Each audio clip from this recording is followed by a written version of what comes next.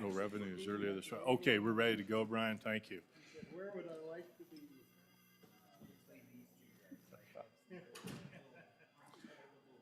Okay, we'll go ahead and call the meeting in order. Good morning, Representative Western. I didn't see you come in. We'll go ahead and start with roll call, please.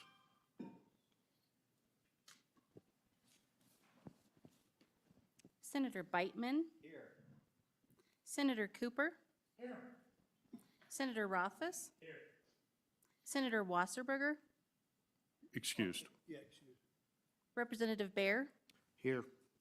Representative Burkhart. Here. Representative Duncan. Excused. Representative Ayer. Here. Representative Gray. Here. Representative Heiner. Here. Representative Sherwood. Here. Representative Western. Here. Co-Chairman Anderson. Here. Co-Chairman Greer. Here. Okay, well, thank you. Well, good morning. This is our first of 3 interim meetings for the Minerals Business Economic Development Committee. Our goal in this first meeting is to look at some prior actions, see how they're working with respect to oil and gas, get a report from the commission, the supervisors here. We're going to look at some of the work we did on carbon capture, sequestration liability. We've also been assigned a task to look at one of my favorite subjects, apprenticeships, and see what we can do there. Also look at the issues regarding hydrogen and some bonding issues that have been brought by some of our representatives in Gillette that we want to look at. And then deregulated power zones, which I think the blockchain committee looked at last year. We'll take a look at it. This is, I guess, we are the first legislative committee in this new building. We've been cautioned that we might have problems with technology, but I'm not seeing or hearing any problems right now. I'd ask those people in the audience that haven't testified in front of the committee, when you come up, please make sure your microphone's on, lean into it, introduce yourself. Tell us if you represent somebody or you're just representing yourself as a citizen. Please speak through the chair. We try to keep civil discourse here. And I think before we get started, though, Chairman Anderson, you were sort of on a committee that led this building getting designed and brought here into Casper. Do you a couple comments about it, or? Yeah, it was a very successful construction project. Good contractors, good subcontractors. They used all the subcontractors they could from Wyoming, from Cheyenne, Gillette, Casper. They used any subcontractor they could find. In a lot of cases, they didn't get a Wyoming subcontractor bidding, but in most cases they did, so that was really good. They brought it in on time and under budget. So we were really proud of the architect and engineers on the project. We just dedicated it about a week ago, so it really is the first committee meeting. They had a meeting in this room with the building committee, but we didn't use the microphones or anything, so we didn't really test the sound system. So this is a historic day. Thank you. Thank you, Chairman Anderson. And I just noticed, so Representative Gray and Baer, you wave at me, because if I don't see if you got questions or whatever, just interrupt me and let me know. Well, we'll go ahead and get started. The first thing is we want to sort of get an update and an overview from the Oil and Gas Conservation Commission.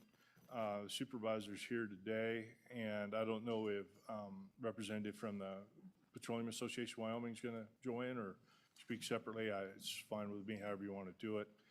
We'll maybe go through that, see if there's any public comments, and then roll into, or maybe you've had this rolled together, but an update on the work we did with APDs and some of the changes to the force pooling statutes 2 years ago. So, Mr. Kropatch.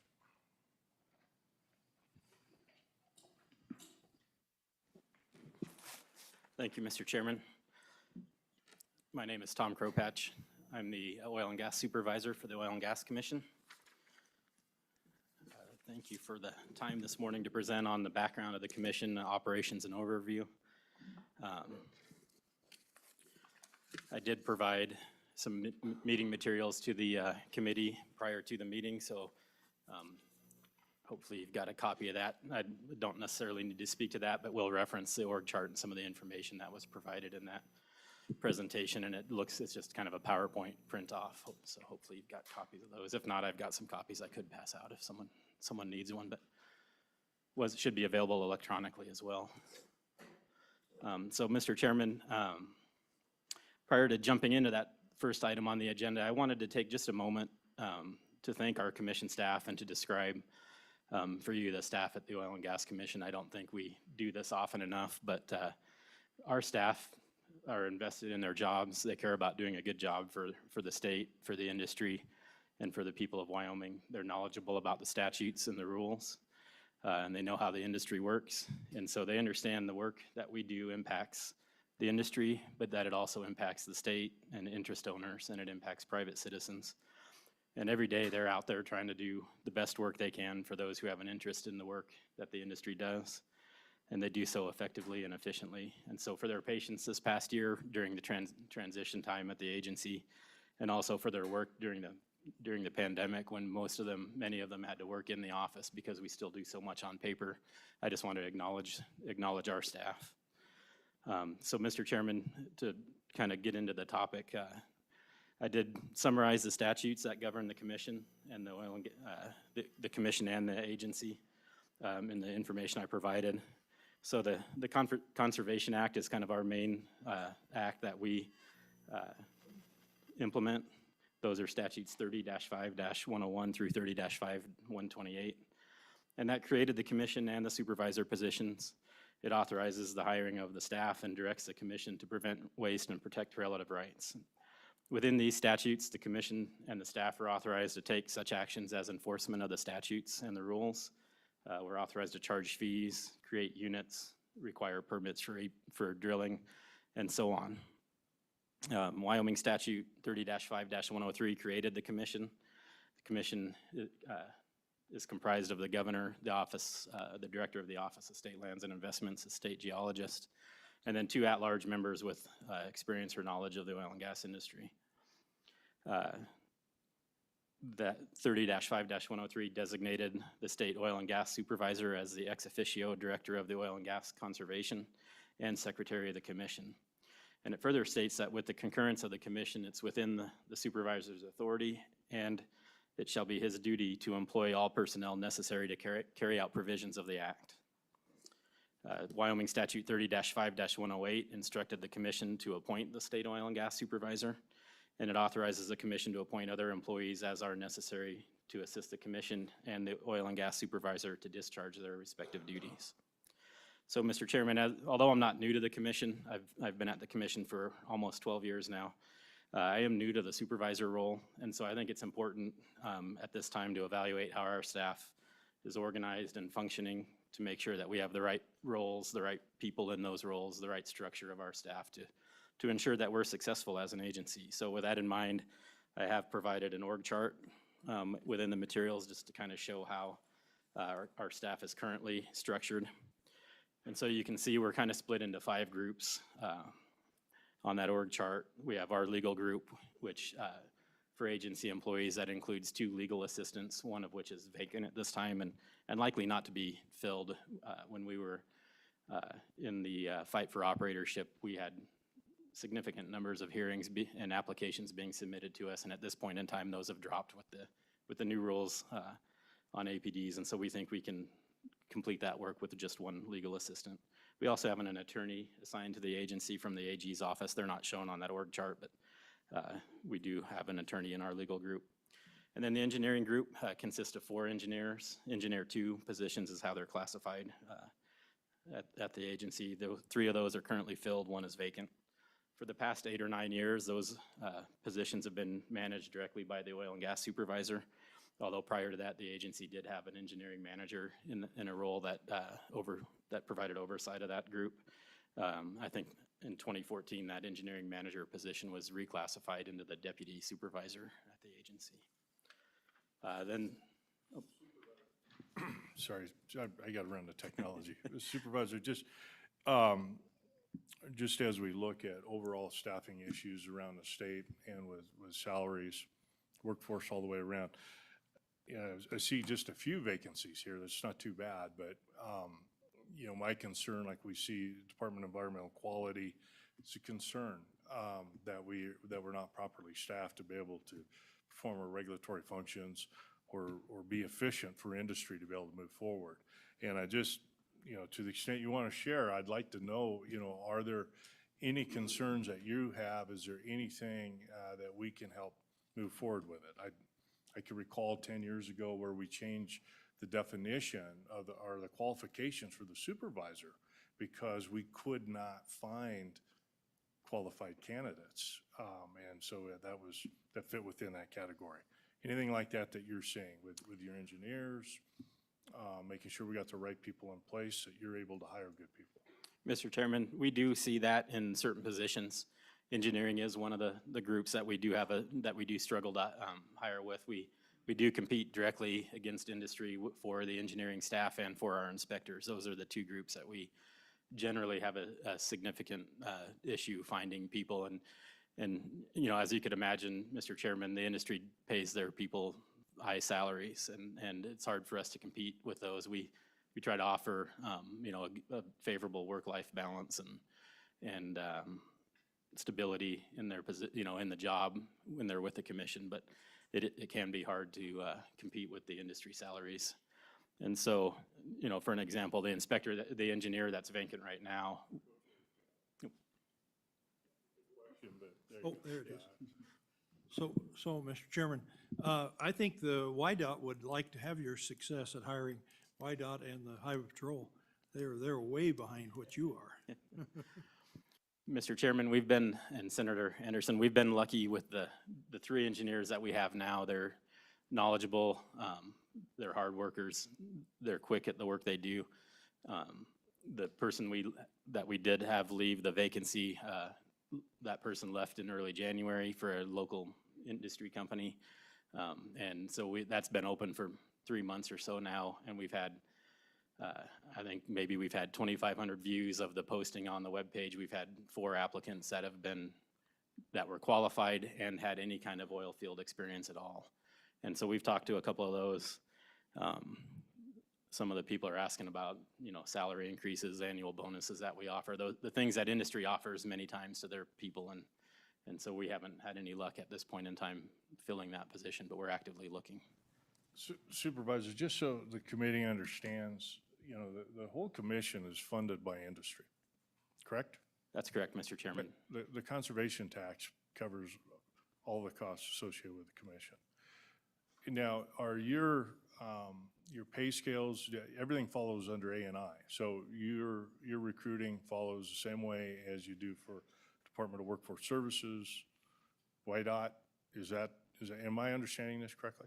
That's correct, Mr. Chairman. Our engineers, the job description in their position is pretty broad. It really doesn't mention anything related to petroleum engineering, which is what we try to hire a petroleum engineer, or, we'll hire mechanical or other trained engineers that have experience in oil and gas, which, there are those opportunities, but they are on the same scale as, civil engineers at YDOT or other types of transportation engineers or other things. So they're all, and ours are classified in that engineering 2 position, which requires, I think, 0 to 3 years experience. But one of the things we struggle with is coming in to be qualified, they have to have their EIT or their FE to apply and qualify.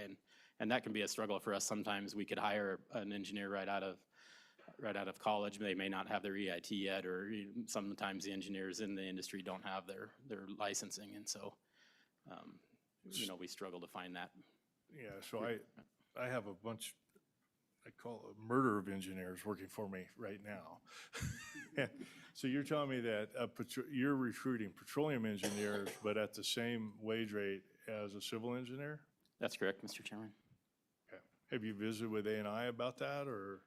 I have not had the opportunity at this point, Mr. Chairman, to discuss that with A&I to see if there's a way we could create a petroleum engineer classification, or if they need to be reclassified just into a different, potentially there's another classification within the system that we could put them at that is more comparable to what, a petroleum engineer within the industry is at between the session. I was officially appointed in November, and so between the session and now, I just haven't had that opportunity to do that. So. Okay, fair enough. All right, thank you. Representative Western. Thank you, Mr. Chairman. Mr. Kropatch, I was wondering if we could maybe talk specific numbers. So I see for like a level 2 specialist, someone with that level of skills and expertise that you would look for, what could they earn in the private sector versus what it currently pays right now? Mr. Chairman, I could probably make a guess. I'm not sure if Mr. Obermueller has more information related to that from the industry standpoint. Approximations are fine, Mr. Chairman. I can take it, Tom, if you want. Go ahead, Mr. Obermueller. Thank you, Mr. Chairman. Pete Obermueller, Petroleum Association of Wyoming. Yeah, so just to answer your specific question, Representative Western, obviously there's a range, but the classification we're talking about in the Engineer 2 position at OGCC is in the engineer classifications of state employees, and Engineer 2 is the second from the bottom on the pay scale.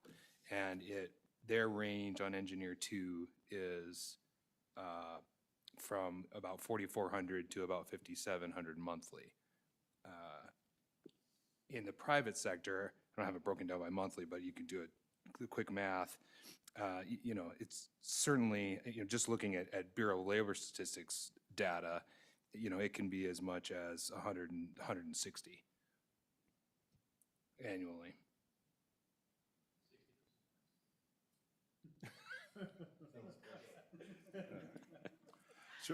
So I guess that was, again, one of those things just to get the health of the commission and with its importance is, finding out what might be necessary to make sure you're able to do your job. And I look at it in terms of industry funds this, okay?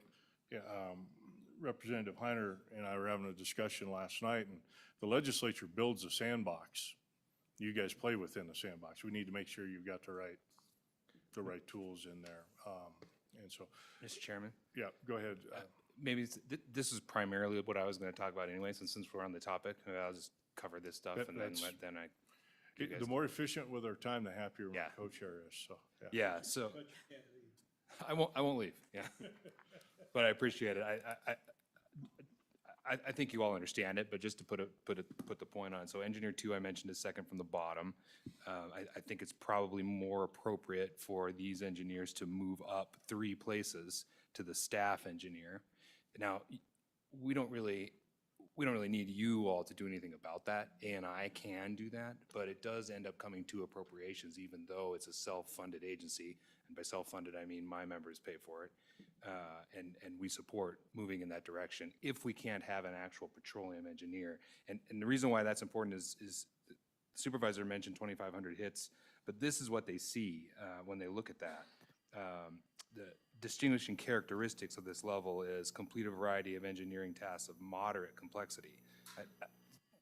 They're a little more than moderate, but then go to essential functions. Review architectural drawings and specifications in regard to building construction and monitor building construction to ensure compliance. Survey buildings and other structures and determine their ability to withstand forces of nature, unnatural disasters, fire, explosion, and warfare. That's the description people see when they go to the state website to look at what the job is. It's clearly not the job. And quite frankly, even if we just move up to staff 2, or to staff engineer, it's not much better. Design, construct, maintain operations of highways and airports. So we have both a description problem and a pay problem, both of which can be solved at A&I. I'm not asking you to fix it for them, but you'll have to be aware, and we would ask for your support on moving in that direction when it goes through appropriations next time. Yeah, go ahead, Senator. Thank you. And I assume all of these, regardless of which level we're talking about, they have to have an accredited engineering degree, really regardless of being eligible for that classification, whether it's petroleum or civil. All of those, when they say engineer, the state means engineer. Is that accurate? Supervisor Kropatch. Mr. Chairman, Senator Rothfuss, that's correct. Some of the, obviously as you go up in rank, you require additional experience, Right. or maybe require the FE instead of just an EIT. Yeah. Gotcha. Thank you.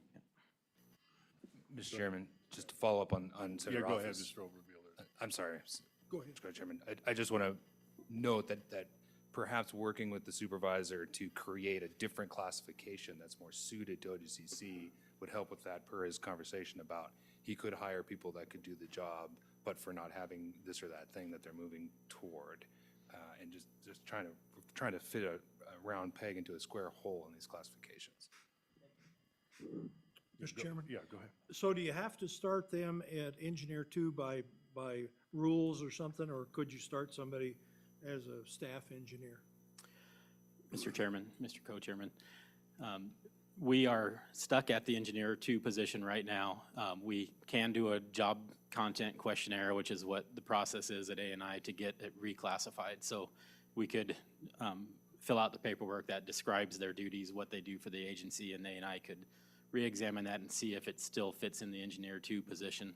And this is something I was going to touch on. There's a few positions, and I think I did mention, you know, that at the time of transition, it's a good idea, I think, to look at that, look at all of the positions we have. Are they in the right classification? For example, in the last 10 years, industry has, you know, completely changed in Wyoming. Most of our work now is horizontal drilling. In 2010, much of the work was coal bed methane. You know, it's a different technology, different requirements, and you know, we've now got baseline water quality and setbacks and flaring, you know, various other rules that have come into play in that same time period. So I think we should re-examine several of the positions we have to make sure they're classified correctly with the work that we're asking them to do today versus the last time they were done, which the engineer twos, they haven't been done since I've been at the agency, for example. So. Follow up. Yeah, go ahead. Mr. Chairman, the geologists don't fit into those categories. You don't have geologists on here anywhere. You have one on the board, but you don't have any in staff. Is that correct? Mr. Chairman, Mr. Co-Chairman, right now I'm the only geologist on the staff, and as the chairman mentioned a few minutes ago, the requirements for the supervisor is at least 10 years experience within the industry. It used to also include requirement to be registered, and I would note I am a registered Wyoming geologist, so would qualify for the older requirements that we had about 10 years ago or 8 or 9 years ago. So. I wasn't indicating you weren't qualified. Go ahead, Senator. And just to clarify, it's your view, both of you, it sounds like, that the best approach would be a new category, which would effectively be a petroleum engineering classification or something along those lines, so that you can have a petroleum engineer 2 or whatever the classification was, something along those lines in a different ladder. Is that accurate? Because it seems reasonable to me. Mr. Chairman and Senator Rothfuss, I think that would be the best outcome that we could, you know, attempt to. And Mr. Chairman, I think the concern with doing something like this, trying to get them the authority to have access to like a staff engineer level, it's kind of like the idea of, well, we need to get him to a vice president position so the salary works. It breaks the whole rest of the system if you don't have an appropriate ladder along the way. So I don't think it's an appropriate fix to just get them a higher salary by categorizing them above. I think it probably is a salary fix. And one thing that I think we should contemplate is this isn't the only place where this may occur. If we get to the point where there's a sufficient number of nuclear engineers employed by the state, as an example, then all of a sudden we would have to create a new category for nuclear engineers, or you know, other possibilities exist, and this probably points to a larger flaw in how A&I classifies. No, good points. Okay. Mr. Chairman, I think that covers really the majority of what I wanted to discuss about the staff. You know, we have a similar process or similar issues, as I said, with inspection staff, for example. You know, they're the crews that go out, you know, for an oil and gas operator, they're their field staff, they're their lease operators and things like that. And you know, again, when times are good, we can usually find those people. And I think that, you know, right now we have a full staff because of the downturn we're just coming out of. But I would expect we're going to start losing some of those people sooner than later with the upswing in oil and gas. We have lost one already. We were able to fill them fairly quickly about the middle of last year. But similar thing, similar issues. So, you know, I don't know that we necessarily need to do the same thing as a petroleum engineer with those staff, but at least least looking at whether or not the inspection categories are also equivalent to oil and gas related inspections that we do. I think before you're about ready to transition on an update on APDs and force police, I have one more topic. How's your work on the website and its interface, its user friendliness? How is that progressing? Mr. Chairman, we are nearing the point of rolling out our next phase of our electronic system. This will cover all things UIC related, so everything from permits to, tracking MITs and compliance with that, and then closing that out. That will be a big chunk of what we have on the website. We have created a new kind of front page that I think is more secure and more up to date than what our old website was, but the old website still exists kind of for the data queries that we have. We have also rolled out a new GIS system, and that's available to the public on our website that interplays with the database and allows much easier search capabilities than the old website did. So if someone's not sure what they're coming to look for, they can type in an operator name and see everything they have. They can type in just a well name or their location or whatever and see, and all that will pull up anything that's around those details. So I think we're making progress. We do have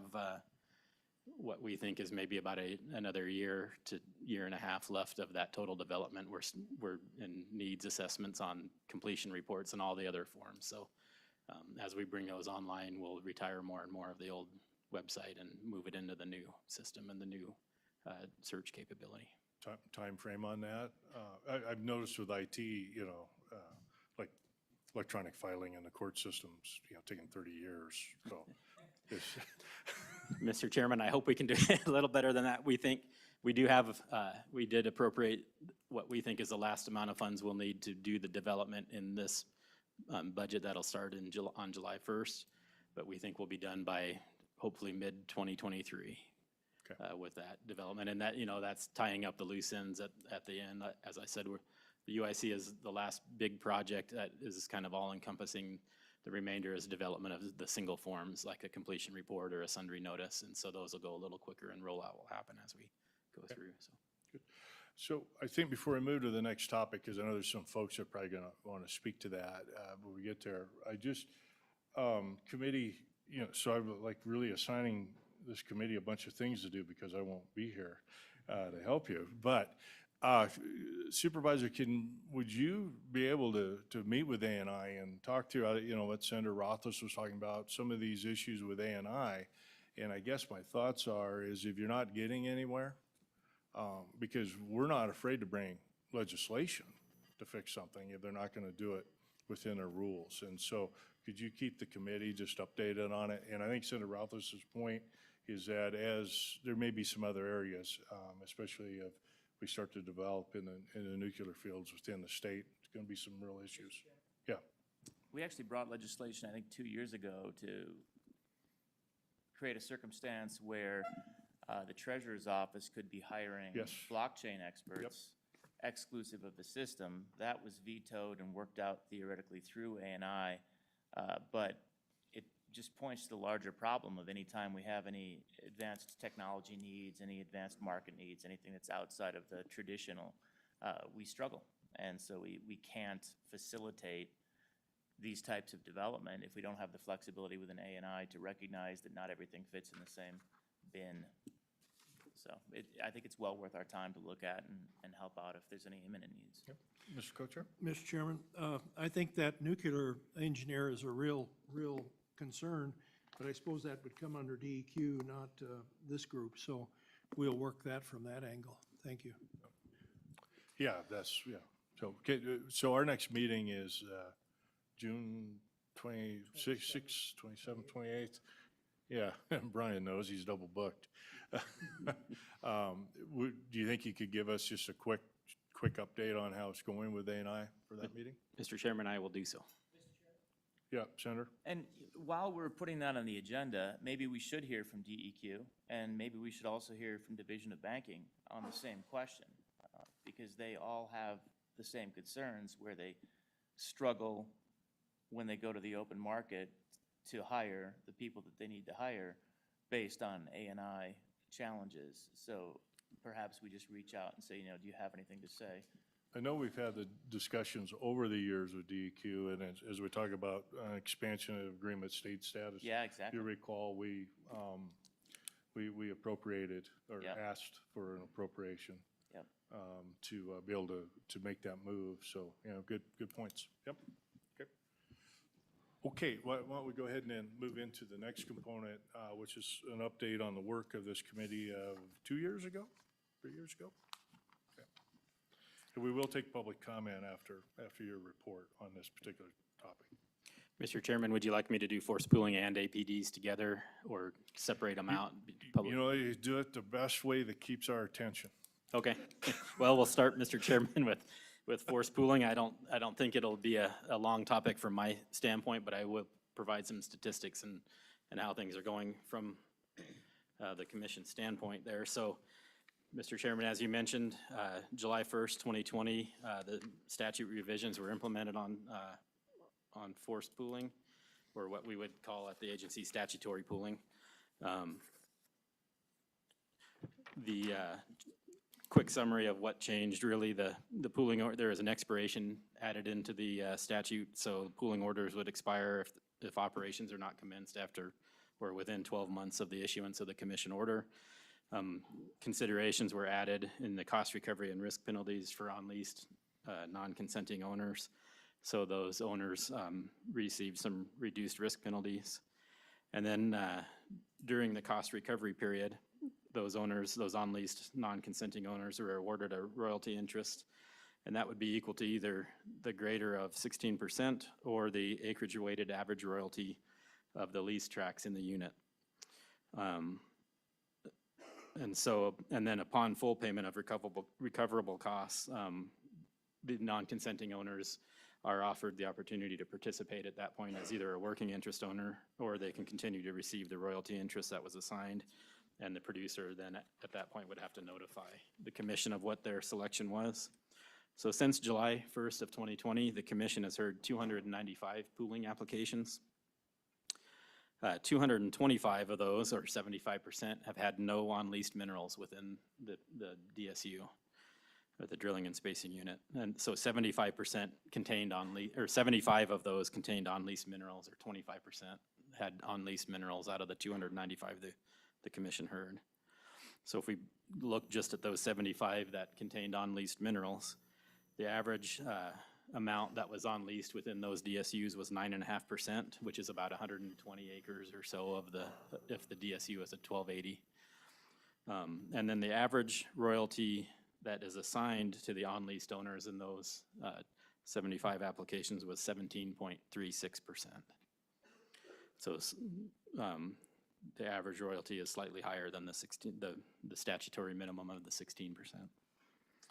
At this time, the commission has not been notified by any of the operators of the non-consenting owner selection. So that just means that at this point, none of the wells that have been drilled within those pooling orders have reached the full cost recovery, in which the non-consenting owner would get the opportunity to either join the well or to keep their royalty. So we haven't been made aware of that yet. And that was a question of mine, if anybody's got to that point yet, and how that system was going to prove out, yeah.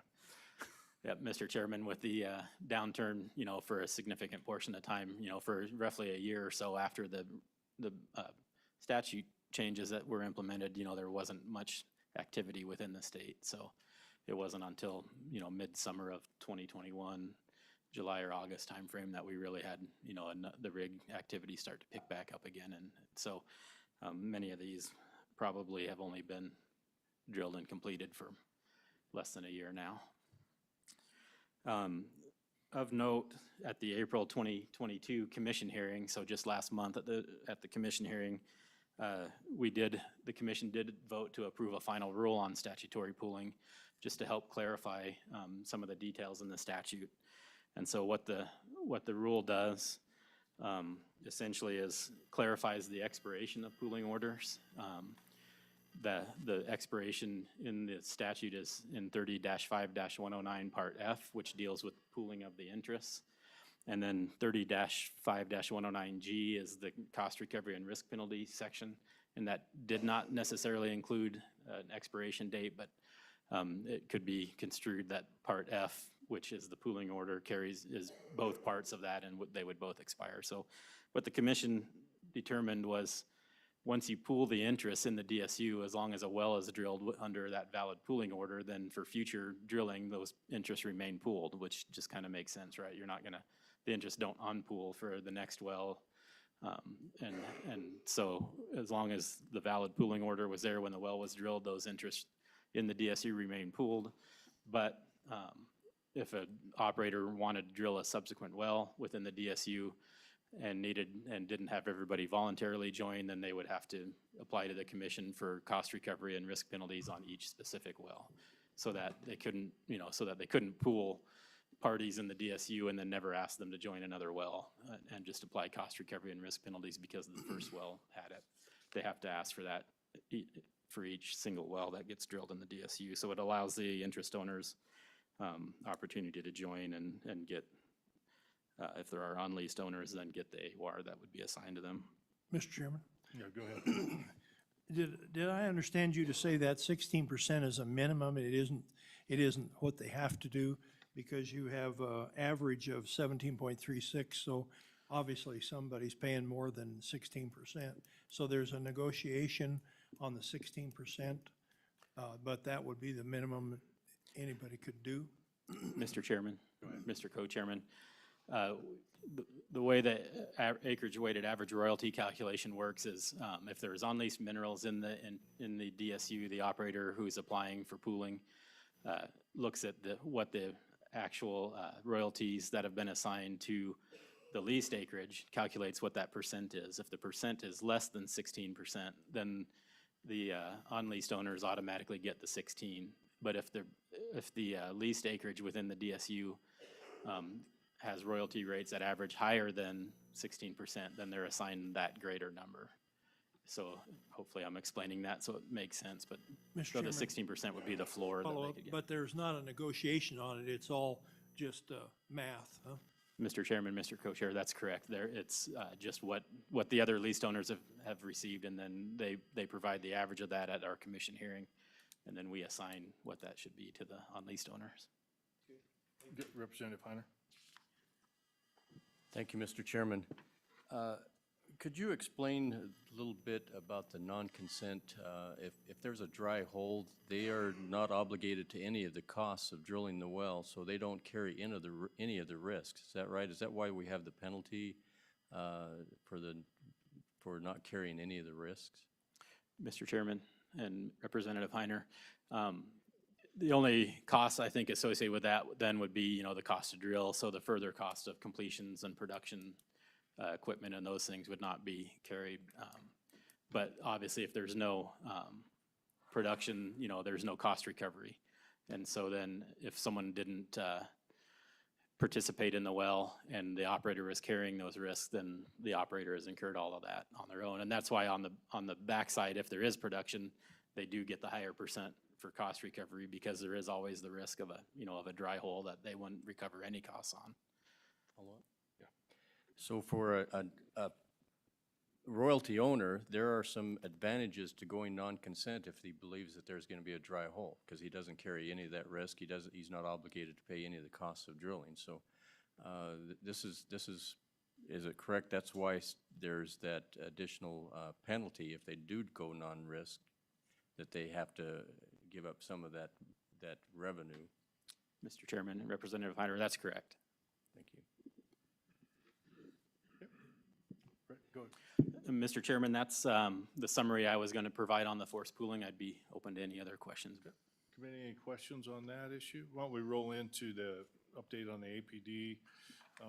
That ended up being a rule change, but how that, had a lot of activity, but still curious how it's going. Sure, Mr. Chairman. So as you stated, the APD rule was a result of the fight for operatorship and the encouragement of this committee and the governor's office and our commissioners to try to address that. And so the commission passed a rule that was implemented in December of 2019 to address operatorship issues within drilling and spacing units. It's in our Chapter 3, Section 8 of our rules. How the rule works at the commission is At the time of the rule, the operator with the oldest approved or pending APD was the only operator that was authorized to file additional APDs in the rule. As if you can recall, prior to the rule, as long as you owned an interest in the DSU, anybody could file a permit, an application for permit to drill or an APD. And so what we had is operators maybe filed 4, thinking that, the DSU was appropriate to drill 4 wells in whichever formation they were looking at, and another operator who had an interest would come in and file for a 5th well and potentially try to work deals amongst themselves or have some operatorship within the DSU. So by assigning operatorship to that party who had the oldest approved or pending APD, or who had a well that was operating within the DSU already, we kind of removed that ability for those other owners to come in and immediately file for additional permits. It provided operational certainty for those parties who had an interest in who the operator would be, and it allowed them time to drill a well. An APD was valid for 2 years, and so they had that opportunity, that time frame to drill those wells. And there was no need for increased density from operators, increased density applications until the operator was ready to drill wells within the DSU, and then if they wanted to drill more than one, they could file those increased density Mr. Chairman. applications. Yeah, go ahead, Mr. Mr. Chairman, but after that 2-year period and the oldest driller does not apply, can one of the others apply then? They're in that DSU? Yes, Mr. Chairman. At the time of, and as we kind of go into the next page there on my presentation, it describes that process a little bit. But at the end of the 2 years, obviously that operator can apply to extend their APD for another 2 years. They send a notice out to all the other owners within the acreage, within the DSU, and any of the other owners that would have a right to drill an APD can file an application with the commission to essentially take over that permit.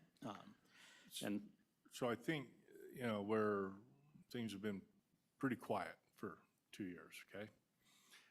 What are you seeing, and is the issue, I guess, are you gonna see an uptick in operators who are ready to go, that have interest in DSUs, wanna move in and take over that APD? Are you seeing any uptick in that type of activity? Any issues with that? Mr. Chairman, just some statistics that we've seen since the rule implemented. We've had 78 applications through that process, through the commission process, to take over an APD from another operator.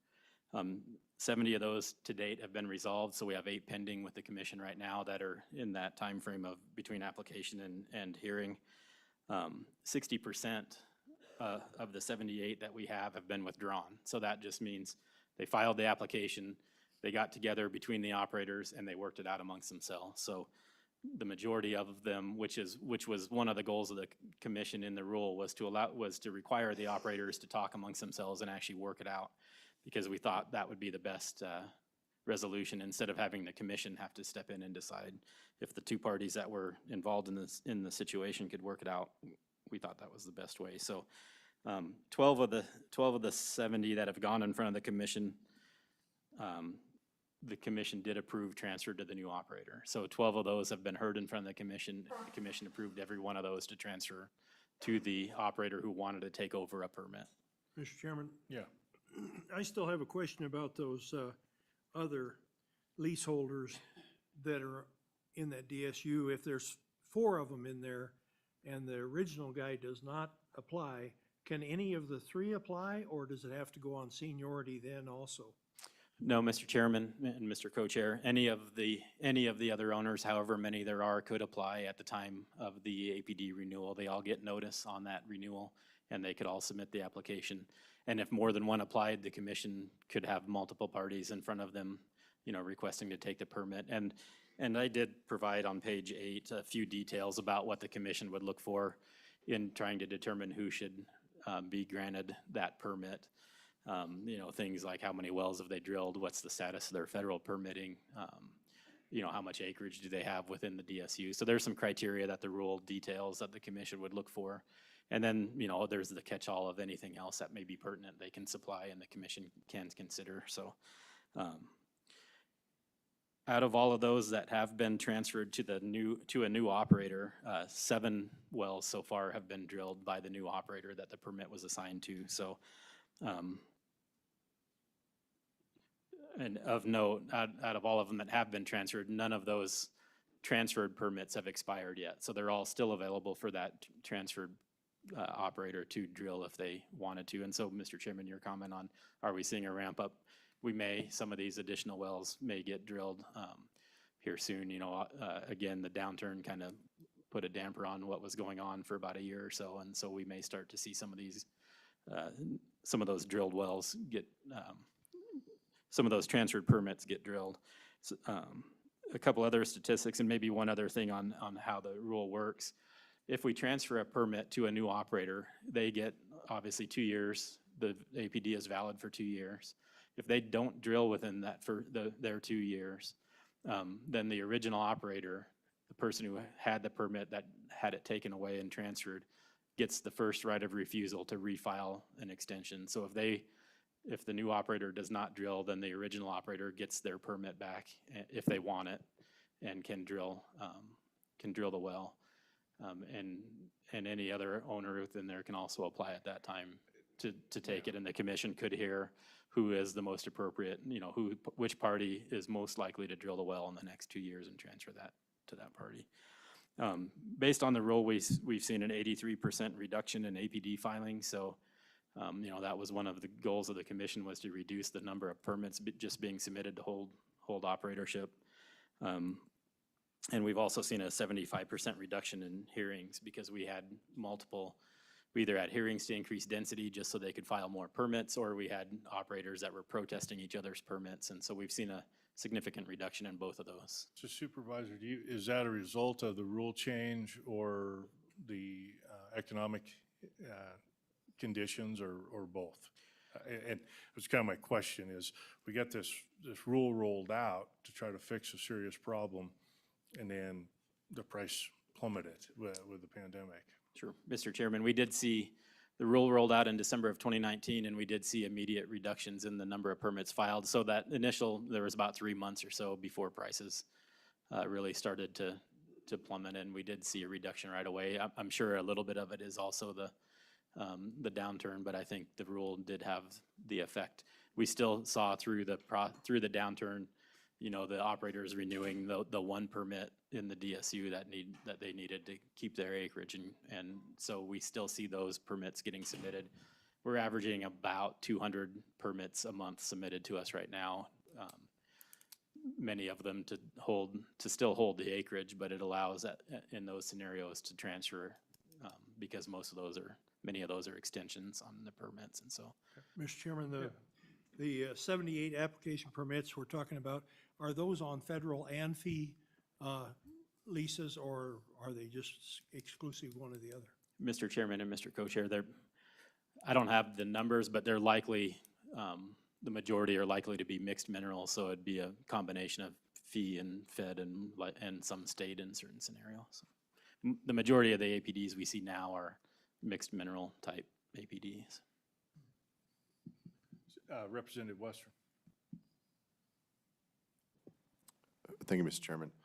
Mr. Kropatch, pre-December 19, my understanding is that there's quite a bit of revenue for you guys because every single application they submitted, they had to pay the application fee. How big has the reduction been for you guys on your end in terms of revenue from these fee applications? Mr. Chairman and Representative Western, there was a significant revenue from APD fees that we were receiving back then. I didn't run the numbers, but we, as a going course of action, we do review the administrative cost to review the permits and the other things we can charge fees for, and also, the conservation tax to make sure it's appropriate so that we're not just increasing our revenue to our agency, unnecessarily. So we haven't seen the need at this point to change any of the fee structures. And in fact, likely potentially due to some of the orphan well related funds out there in the infrastructure bill may look at, if we should reduce our conservation tax slightly, just because there's another source of revenue to help plug some of the orphan wells that are there. Yep, Representative Heiner. Thank you, Mr. Chairman. Supervisor, being the operator of a drilling unit is a pretty big deal. Most companies want to be that operator because they feel like they can be more efficient and contain the costs better than others. And so I know this is something that's constantly looked at between the different companies, and each company has a joint interest department that watches the operations of their counterparts that are operating the different drilling units. So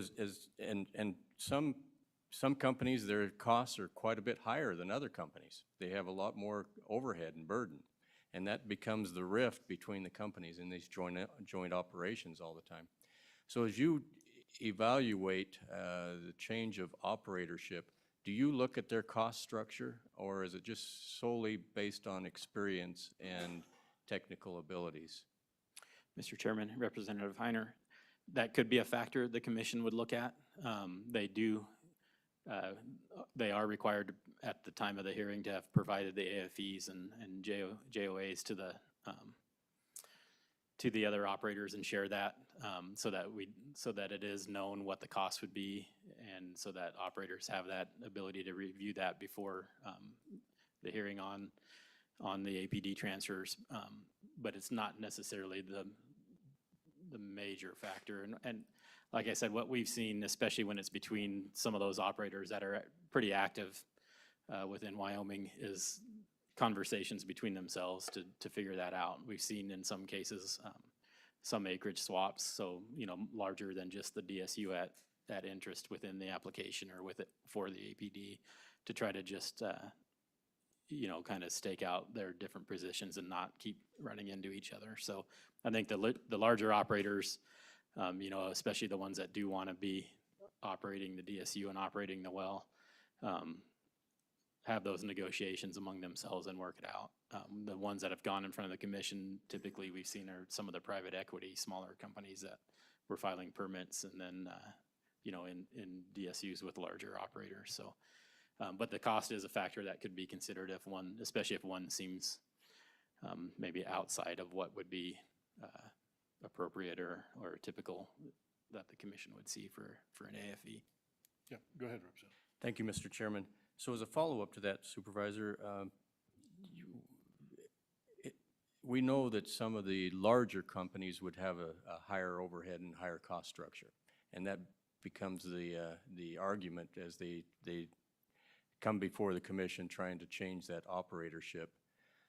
So one of the things that you say that you consider as a commission is their technical ability and experience. How do you determine the technical ability and experience? Because this is an argument that they have amongst the companies all the time, that our engineers are better than your engineers. Well, how do you prove that? Mr. Chairman, Representative Heiner, that's a good question. The commission would probably look at the wells they've drilled in the recent past, look at the production, look at the details related to those, and attempt to make a determination on who has the better technical ability. If you're looking at two major independents, they likely have similar technical capabilities, and so again, each one of those factors probably isn't relied on solely, but taken as a whole, then the commission would try to determine who should be appropriate. And I think the amount of time someone may have had a permit and their future, their recent drilling activity in the area that they're drilling in also plays into that. So if it's offset from where they're currently drilling, but it's nearby where the other party is currently drilling, that that's probably a big factor as well. So taking all that into account, again, the commission, if it gets to them, would try to make the determination on who best to give the permit to. So we circle back to making sure the commission has good engineers themselves, right? Okay. Yeah. You have a civil engineering category trying to evaluate. Yep. Okay, go ahead. If I could just add Go to that, ahead. Mr. Chairman, typically when it's a contested case, it goes in front of the commission itself. So our examiners have heard some of the non-contested where somebody applies to take over a permit and the person who had it does not protest that. They're willing to just give their permit up, essentially without negotiation even between the parties. So if it does get to a contested case, then it is heard by the actual commission to make that determination, and not our examiners. Yeah.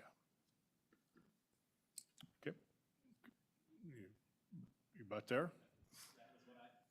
That's what I had, Mr. Chairman, on APD rule.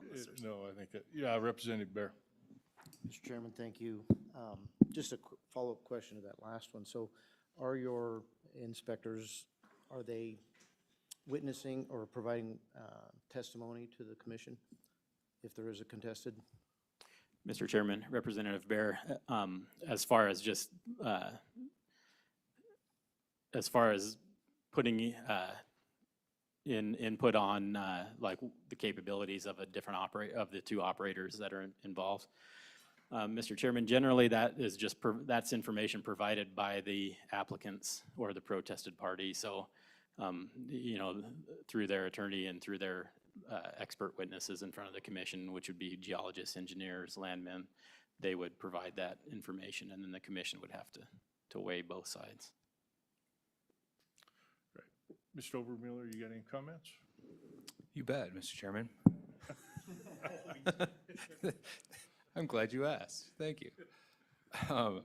First of all, Mr. Chairman, I have an enormous amount of sympathy for those of you who are not on this committee in 2019.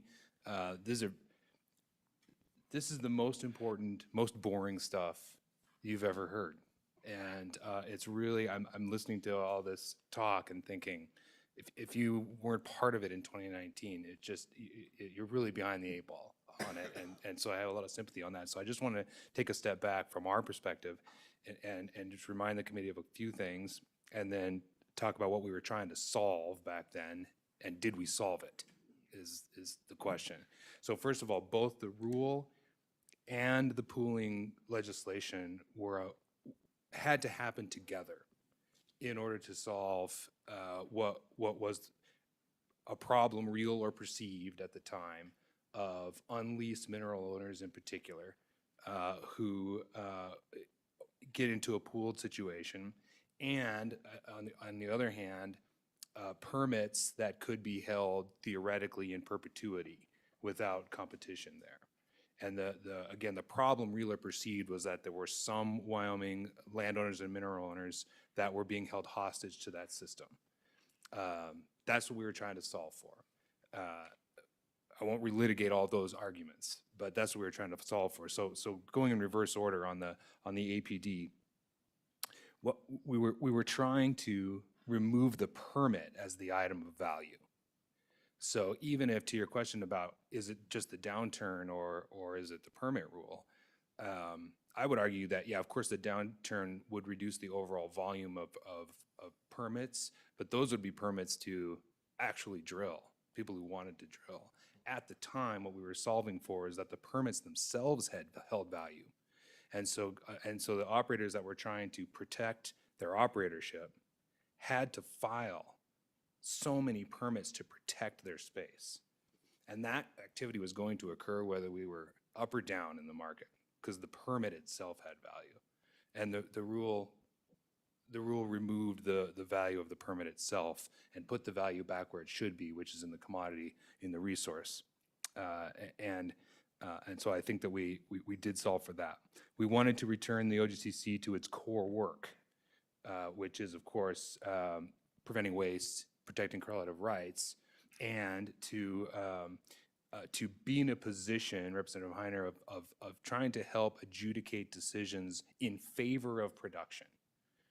So that's where the 8M rule and the protests and all that comes into play, is they're now in their wheelhouse of looking at what's going to actually do the best to get to production. Now, they may not work out that way, but at least they're doing what they actually are hired to do in that situation. And so to that point, Supervisor talked about the number of applications, et cetera, et cetera. Now, we haven't had an application between two operators that have significant drilling programs, significant competing ability like that. And so I'm just going to name two names. They're just random, it doesn't matter, but like a Devon and a Continental challenging each other. Lots of wells, lots of rigs, lots of expertise, et cetera, et cetera. We haven't had that.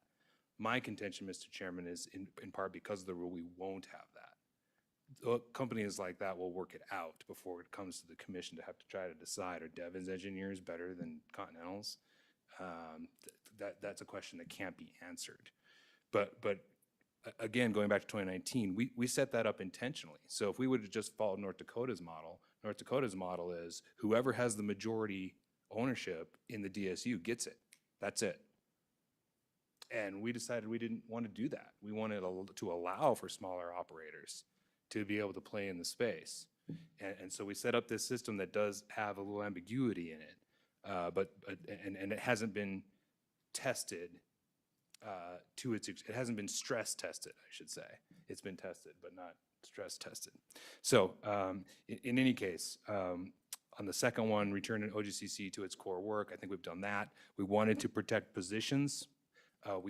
People had permits and they counted on having those permits. We wanted to protect those positions, but allow for healthy competition. So we went from holding permits in perpetuity to you can be challenged in 2 years. Was 2 years good enough for some people? No. Some people still think that that's not enough competition. I think we found a healthy balance there. Finally, it was to incentivize companies working it out themselves, which Supervisor Kropatch talked about. I would say that there has been some talk that one of the things we were trying to solve is to try to incentivize drilling. I don't think that was the goal.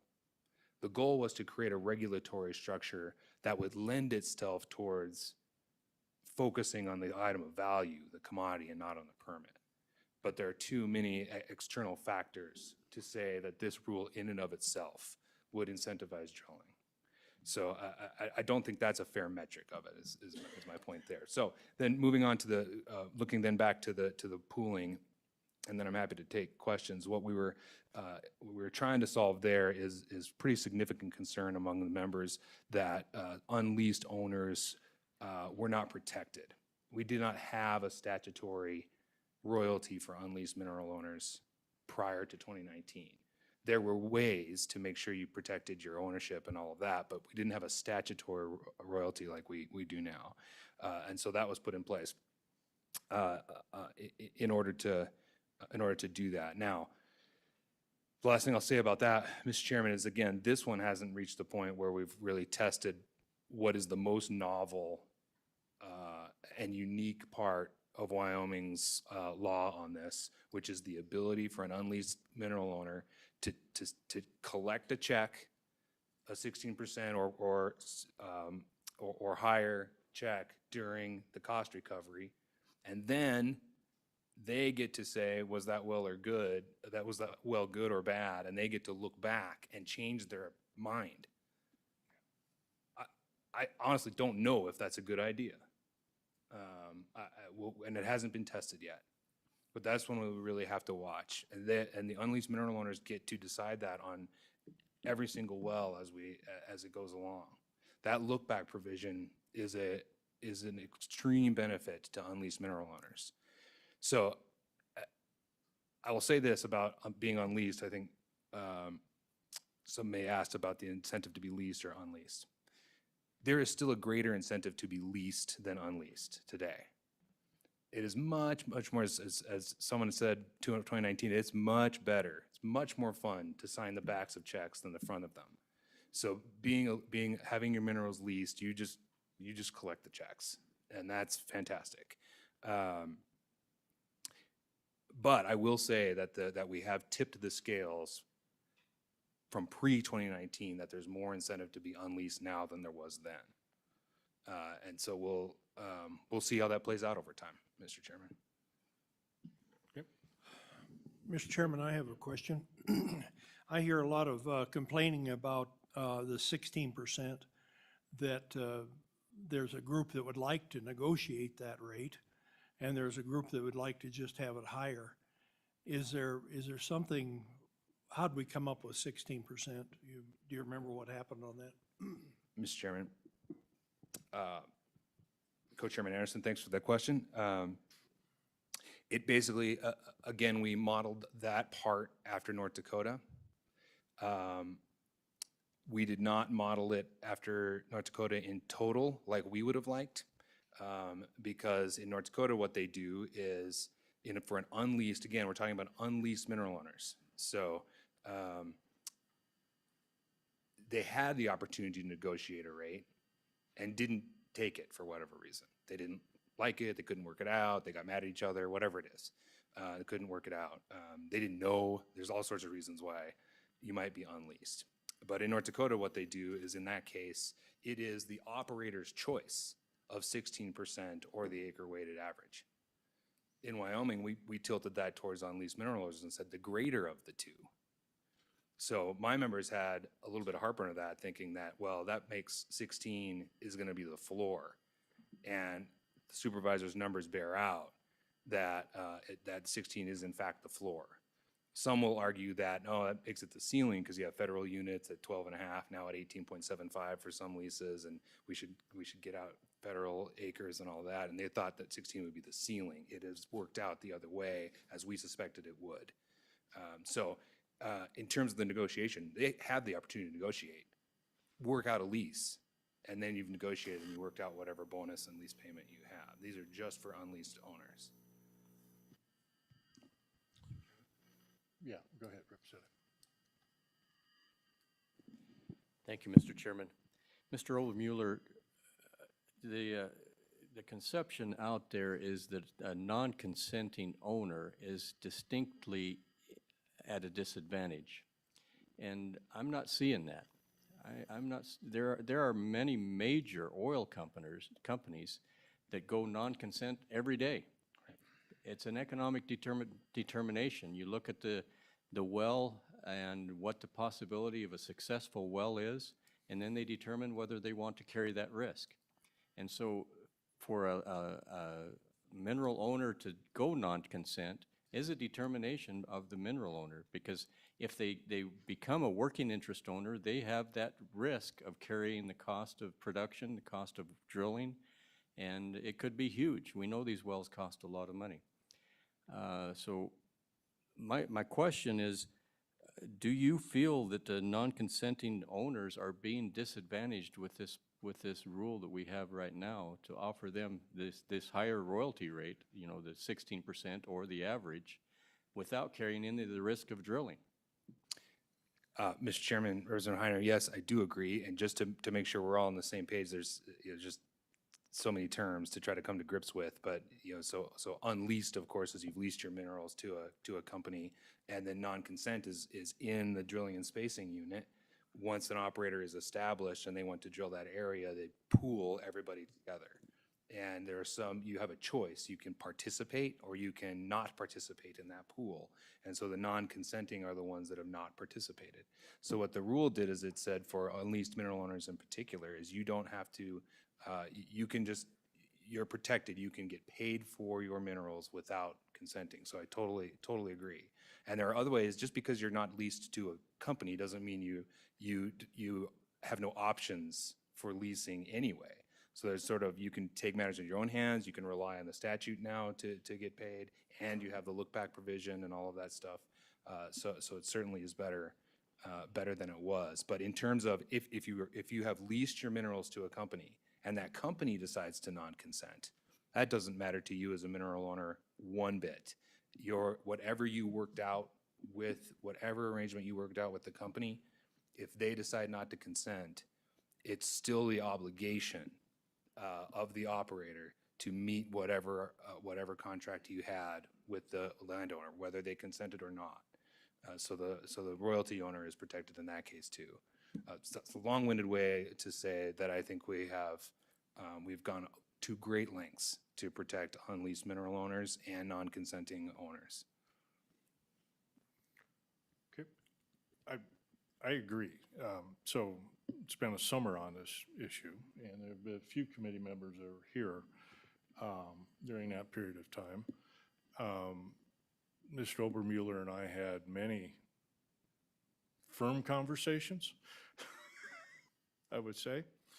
A result of that was the greater of 16% or the weighted average, knowing that in Wyoming we have a lot more federal minerals than they do in North Dakota. good discussions along those lines, understanding. But I think one of the things more significant is the ability to buy into a well after the fact as a mineral owner. Now, not everybody's got the wherewithal to do that or the ability to, but it is a huge opportunity. And so appreciate the update. And I think what I'd like to do right now is just go ahead and take public comment on this issue because it is one of discussion and one of transition. So Representative Clausen, I didn't recognize you earlier, but as a member of the legislature, more than welcome to come up.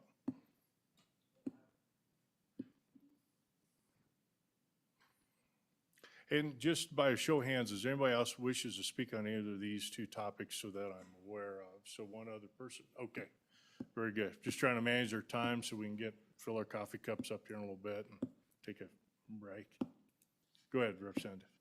Mr. Chairman, just a quick overview of some issues that have popped up, and I would say probably oddities, but some generally speaking, Commerce County, we're the hog's heart, and most of the issues are keeping the crazy train on the rails, and we can look down the road a little bit at some of this stuff now. But one of the oddities I think that's popped up, and I think there's an individual here that is going to speak to the specifics, but the size of the pool, the drilling and spacing units.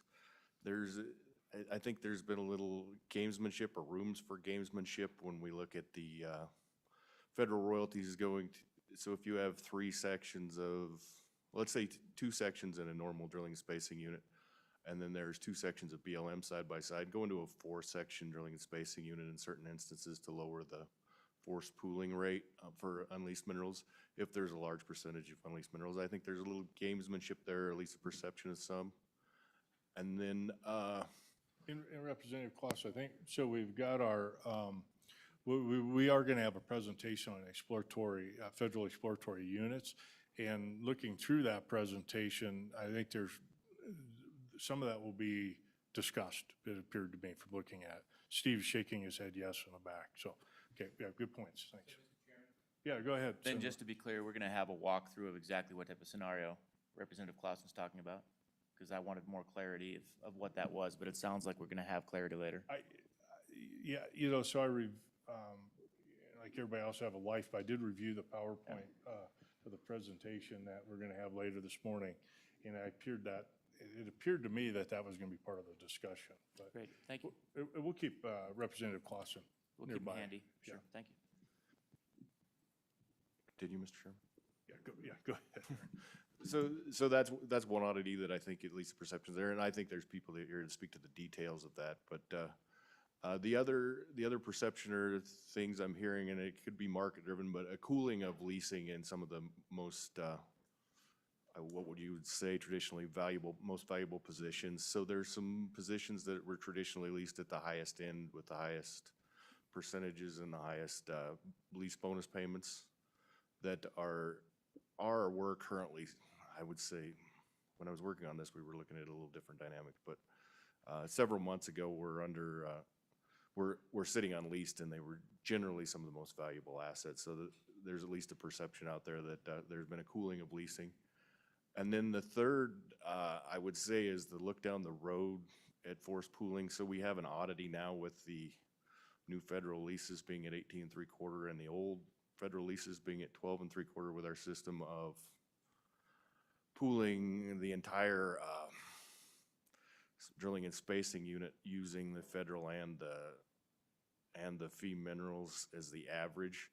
So if we look down the road, we're going to see an oddity where anything new leased will definitely be over the 16 minimum, and anything that's in an old lease, and I would make an assumption, but I don't know. I would say a majority of the powder is probably leased, or the best positions or the best federal positions are probably leased under the 12 3/4 system, and the new stuff would be the odd pieces. I don't know that for a fact. I'm just throwing that out there, but it creates a little bit of an oddity when we look down the road on forced pooling, and I think there's a little bit of at least something that the regulatory bodies and the legislature should think about is the minimum 16, and it will throw an oddity if I guess my crystal ball's broken when we look at the future of what the lease rate on federal minerals will be, but it will create an oddity down the road that the system maybe we should at least plan for or have a discussion about.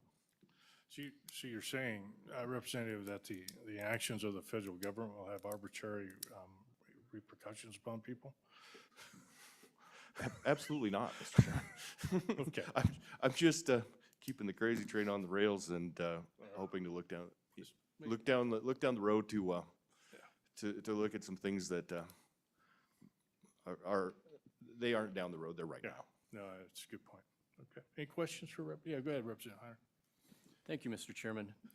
Representative Clausen, so listening to your testimony, are you saying that as a landman goes out and tries to negotiate leasing some of these unleased minerals, there may be some incentive for them not to lease and let those those minerals be force pooled and to keep those royalty rates low? Is that kind of what you're alluding to? Mr. Chairman, Representative Heiner, yeah, that's the perception out there is that that it's cooled some of the incentive to lease. Okay. All right. You Representative, you gonna hang around with us all morning, I assume? I imagine I will, Mr. Chairman. Okay, perfect. All right, thank you. Okay, so a gentleman in the back, please come up, introduce yourself. Then we'll take a break. Seems like you already took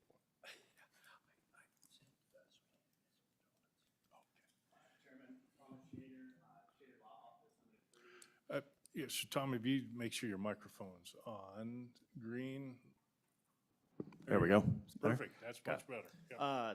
My name's Thomas Shaner. I'm an attorney who represents mineral owners in predominantly the Powder River Basin, Converse County, Campbell County, and Niobrara County. I'm here to present kind of a different side of the coin to what you just heard.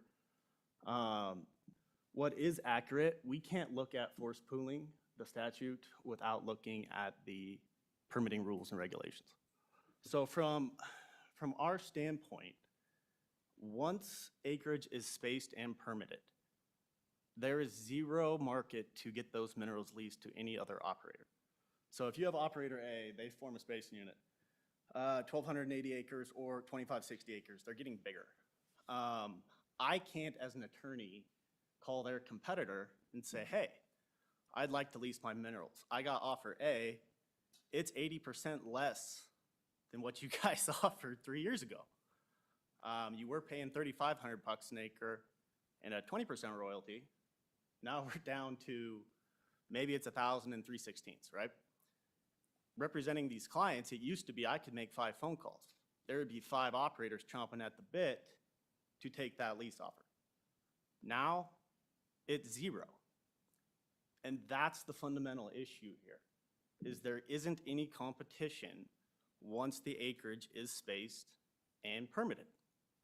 Now, have the changes helped, or could they have helped? Yeah. Or were they intended to help? I think so, is the better way to put it. So we used to have form a spacing unit 1280. You may have 16 permits. Operator would permit every viable formation and every viable well. We don't do that anymore. So now you will file 1 permit to each viable formation. So 1 permit to the Turner holds the Turner. 1 permit to the Nile holds the Nile. So we don't have the same system, but is it better? At least from my client's standpoint? No, it's the same exact system as it was. Once you're spaced, once you're permitted, then you don't have the ability to market your minerals. Now, I have several clients right now where that's what we had. 3-year leases, that's a standard lease term in the Powder, 3-year lease with an option to extend for an additional 2 or 3. Well, the company we leased to went broke. Imagine that. Last 2 years hasn't been very good. So then they assigned the interest to another company. Well, what's that company do? They have a $3,500 per option to extend that lease for 2 years. They don't exercise it. The lease is released. It's canceled. And then for about a year, we have been unable to lease that acreage. Now, this isn't in a terrible place in the basin. This isn't some exploratory well. This isn't anything like that. It's a sheer reality that that spacing unit isn't on that company's drilling program for the next 2 to 3 years. Now, if and when the company chooses to drill it, we'll probably be able to get a lease done, but it won't be at $3,500 an acre. It may be at $1,000 an acre. And that's what we've seen, is the permitting rule, the spacing rules, once it occurs and once the chessboard is set, the market is gone. And that's what I'm here to present to you guys. I do have potential solutions. We always talk about North Dakota. And I agree with Mr. Obermueller. I think we are still putting too much value on the permit, to where the value should be on the leasehold itself, on the actual asset. And then the other thing we should value is a drill bit, turn and do the right. So if a company is willing to take a lease in the spacing unit and is willing to allocate the capital, the state's gotta have a mechanism to do so. Now, now you've heard the testimony, that's 2 years. So if you're willing to outlay several $1 million, you have to wait 2 years for a chance to get the permit. And that chance is not certain. So you file your 8M application with the commission, you have to go in front of the commission and say, you're better than a large company. Well, that's a very, very hard argument to make. So you may have spent several $1 million, waited 2 years, tried to get a permit, and you're unsuccessful. And that's the problem. That's why the market is chill. Operators aren't willing to risk the capital to bring to Wyoming. If there's no realistic possibility, they will be able to drill the wells. And that's what I'm here to, or raise the issue to this committee, is we do have a problem. The work that has been done in the past, I mean, we appreciate it. Like I said, we knew there was an issue. The committee tried to address it, or the legislature tried to address it. The commission has tried to address it. I just don't think we've gotten there yet. I think there's a few tweaks that we can make to the current system to make it better. And like I said, one of those tweaks is have a mechanism. Make 8M, as opposed to 2 years, maybe you can file it at any time. I mean, that is correlative rights. Maybe there's a 120-day rule to where if within 120 days you can file a permit, or 6 months, or something that will allow a company who's willing to spend and allocate capital in the state to spend the money. The other thing, going back to the underlying value of the asset, it seems to me like right now, we've talked about it, there isn't really an incentive to lease unless you're gonna drill the well. North Dakota, everybody knows it's the 51% ownership. I don't mind that rule, it's a great rule. But once again, it doesn't do us any good unless you have the minority owner, or if they are given the ability to drill the well. So that's where I keep going back to. There are ways to solve it, whether you make the default operator the one who owns the most working interest in the spacing unit, or if you allow for there to be a mechanism to have a minority owner drill the well. But that's where we are. Until we solve that issue, it's forced pooling, it's just not gonna get fixed. And I think that is what fixes it. Committee? Mr. Chairman? I have a question. You were saying that maybe we could fix it so that the other operators would apply before the 2 years is up. Wouldn't they have the same uncertainty if, even if they applied, they might not be able to get it in 2 years? Would that give them the certainty to apply? Well, Mr. Chair, it's a great question, and that's what I think this committee, the commission, and everybody needs to sit down and talk about is what is the best system? I mean, just off the top of my head, you could have it be like the model form JOA. I mean, the agreement that companies use forever. I mean, there's a default operator. Now, this is a private contract, right? But somebody can propose a well. Now, the default operator has 120 days, 6 months, whatever the arbitrary number is, to spud the well. Now, if they don't, then the other owners get to. So you could have a system that says, look, I own 49% of the spacing unit, I don't have a permit. I can file something, notice the operator, and say, look, we proposed this well. here's the AFE. Operator has 120 days to do it. If they don't, then that non-operator can go to the commission and say, look, we noticed them, we want the well drilled, we think we're entitled to the permit, something along those lines. And that would give them the certainty. Yeah, go ahead, Senator. That last suggestion seemed like it was a solution that's almost an additional paragraph, an and clause. So in other words, it wouldn't be a change to anything that's statutorily existing at this point, but would provide a remedy in the circumstance that you described. Is that accurate? Yeah, I believe so. I believe everything I'm suggesting here, it's not a wholesale change. It's little modifications, it's little tweaks to the current system which we have. It's going off a lot of work that's been done to get Yeah. us here, just to tweak it and make it Exactly. better.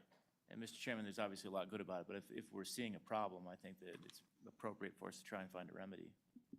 Thank you. Mr. Chairman? Yeah. The idea of the 120 days, I like that idea, and everybody gets to drilling. But what about the 2 years that he has to drill? What happens with that? That goes by the wayside? Well, I think it would. I think you can be the default operator for however long you want to. It's arbitrary. So whether it's 2 years, whether it's forever like North Dakota has with a majority ownership of the spacing unit, you can have that default operator, but who cares who the default operator is if somebody else wants to drill the well? And that's what I think we want here in the state is money spent and wells drilled.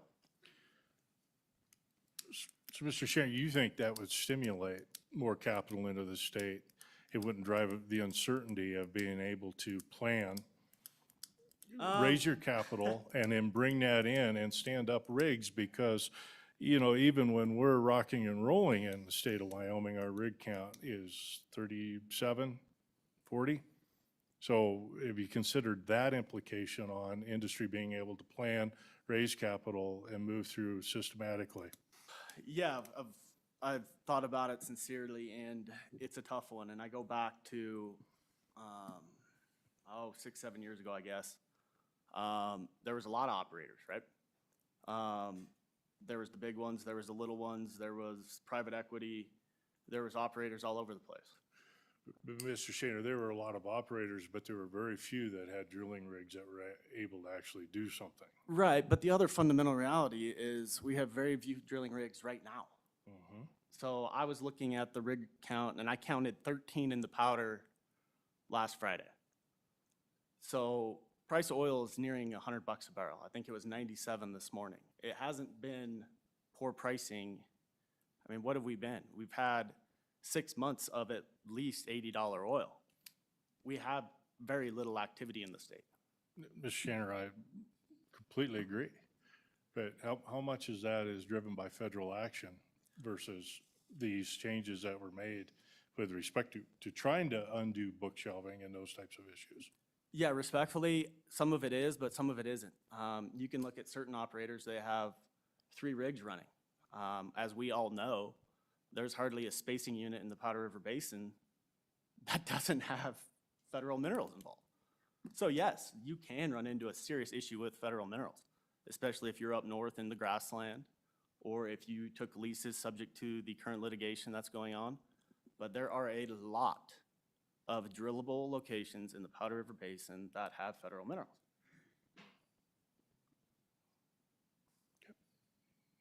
Committee, any further questions? One, we appreciate you coming in, your insight, testimony. Thank you. Thank you. Okay.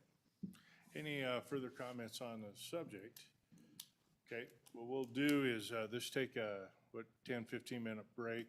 So 10 o'clock, not too bad. And then we'll come back and we'll start to tackle the issue of carbon sequestration liability.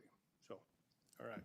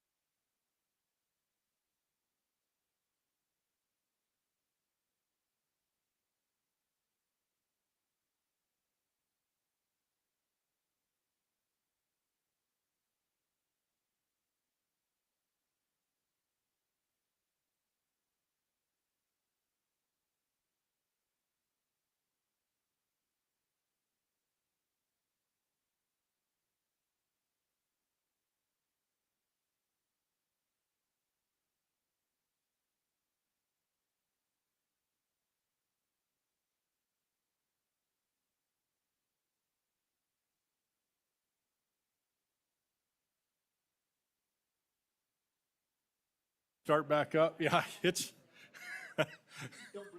Yeah. Anyway. So Representative Sweeney was here. Representative Sweeney, purchased the donuts, went and got them. So, there he is. Representative Sweeney, thank you for the donuts.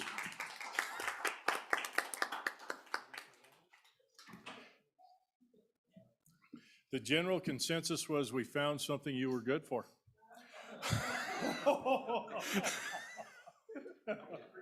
Yeah. Oh, no, we love you. We love you.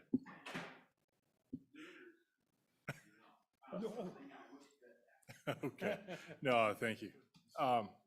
Okay, so the next item is to follow up on kind of the work we did this last session with Senate File 47, deal with carbon sequestration, liability, a lot of the different issues. And so we're going to start out with LSO's done an overview for us. And so Mr. Plum, please come forward and sorry, you guys got all situated, but go ahead and introduce yourself. Tell us a little bit about yourself, if you don't mind. So, because you're a new face to us. Certainly. Oh, yes, thank you.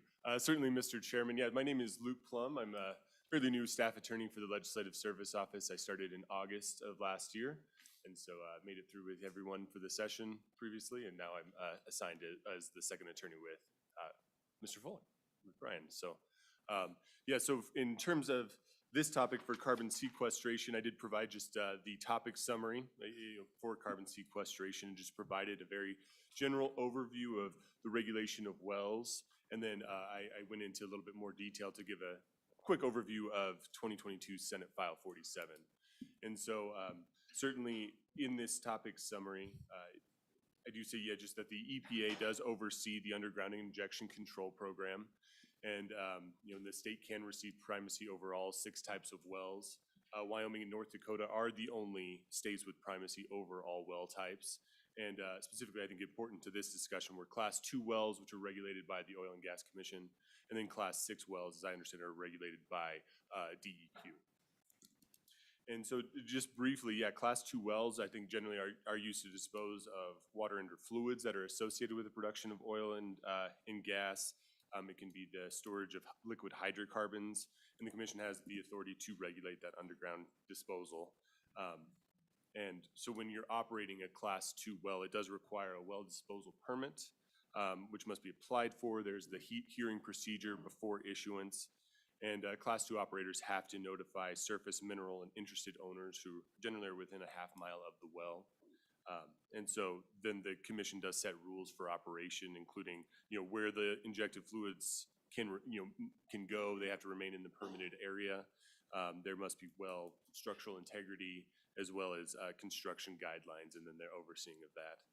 And so moving on to, yeah, then there's the Class 6 wells, which I think is more important to the piece of carbon sequestration. That is what they're primarily designed to do, is injecting a carbon dioxide stream for sequestration and long-term storage underneath the lowermost formation, rock formation containing an underground source of drinking water. And so those are governed by the administrative rules of DEQ under Chapter 24.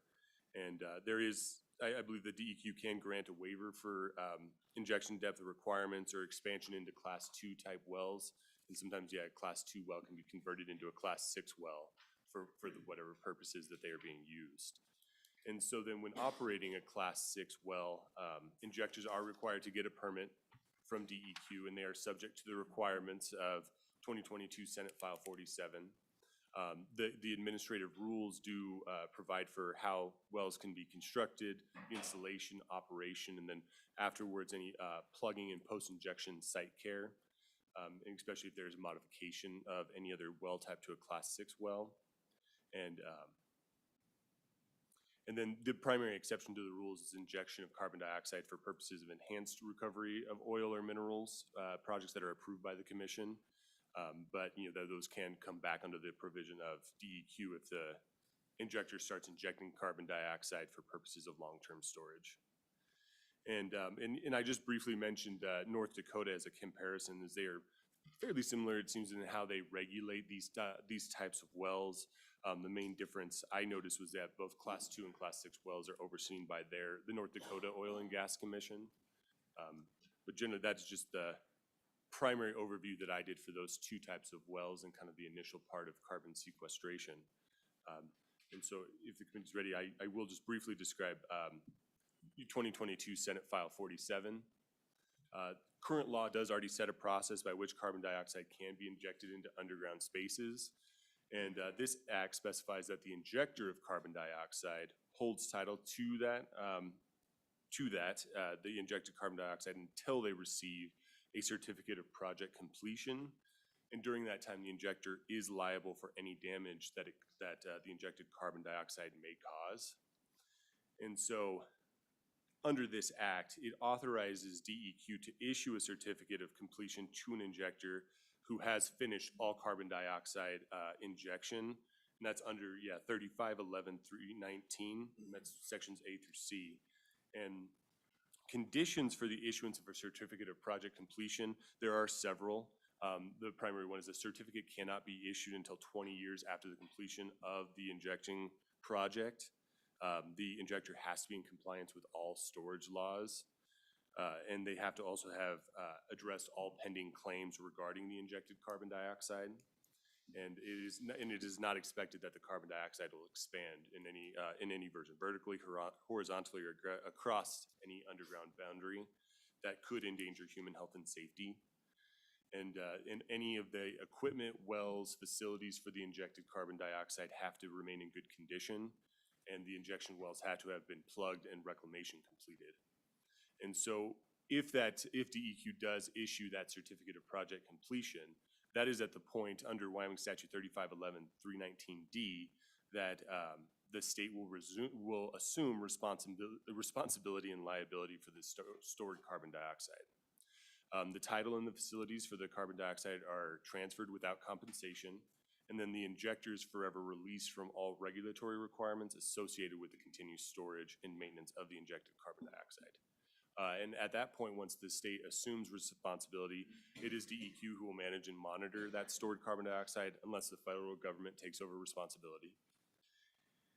And any monetary liability for damages after the title is transferred to the state under this act is that it will be limited to the funds available in the Wyoming Geologic Sequestration Special Revenue Account.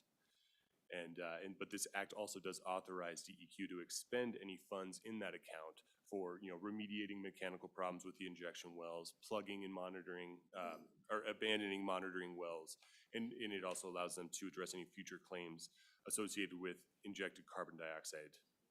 And so this act does apply to all holders of sequestration permits.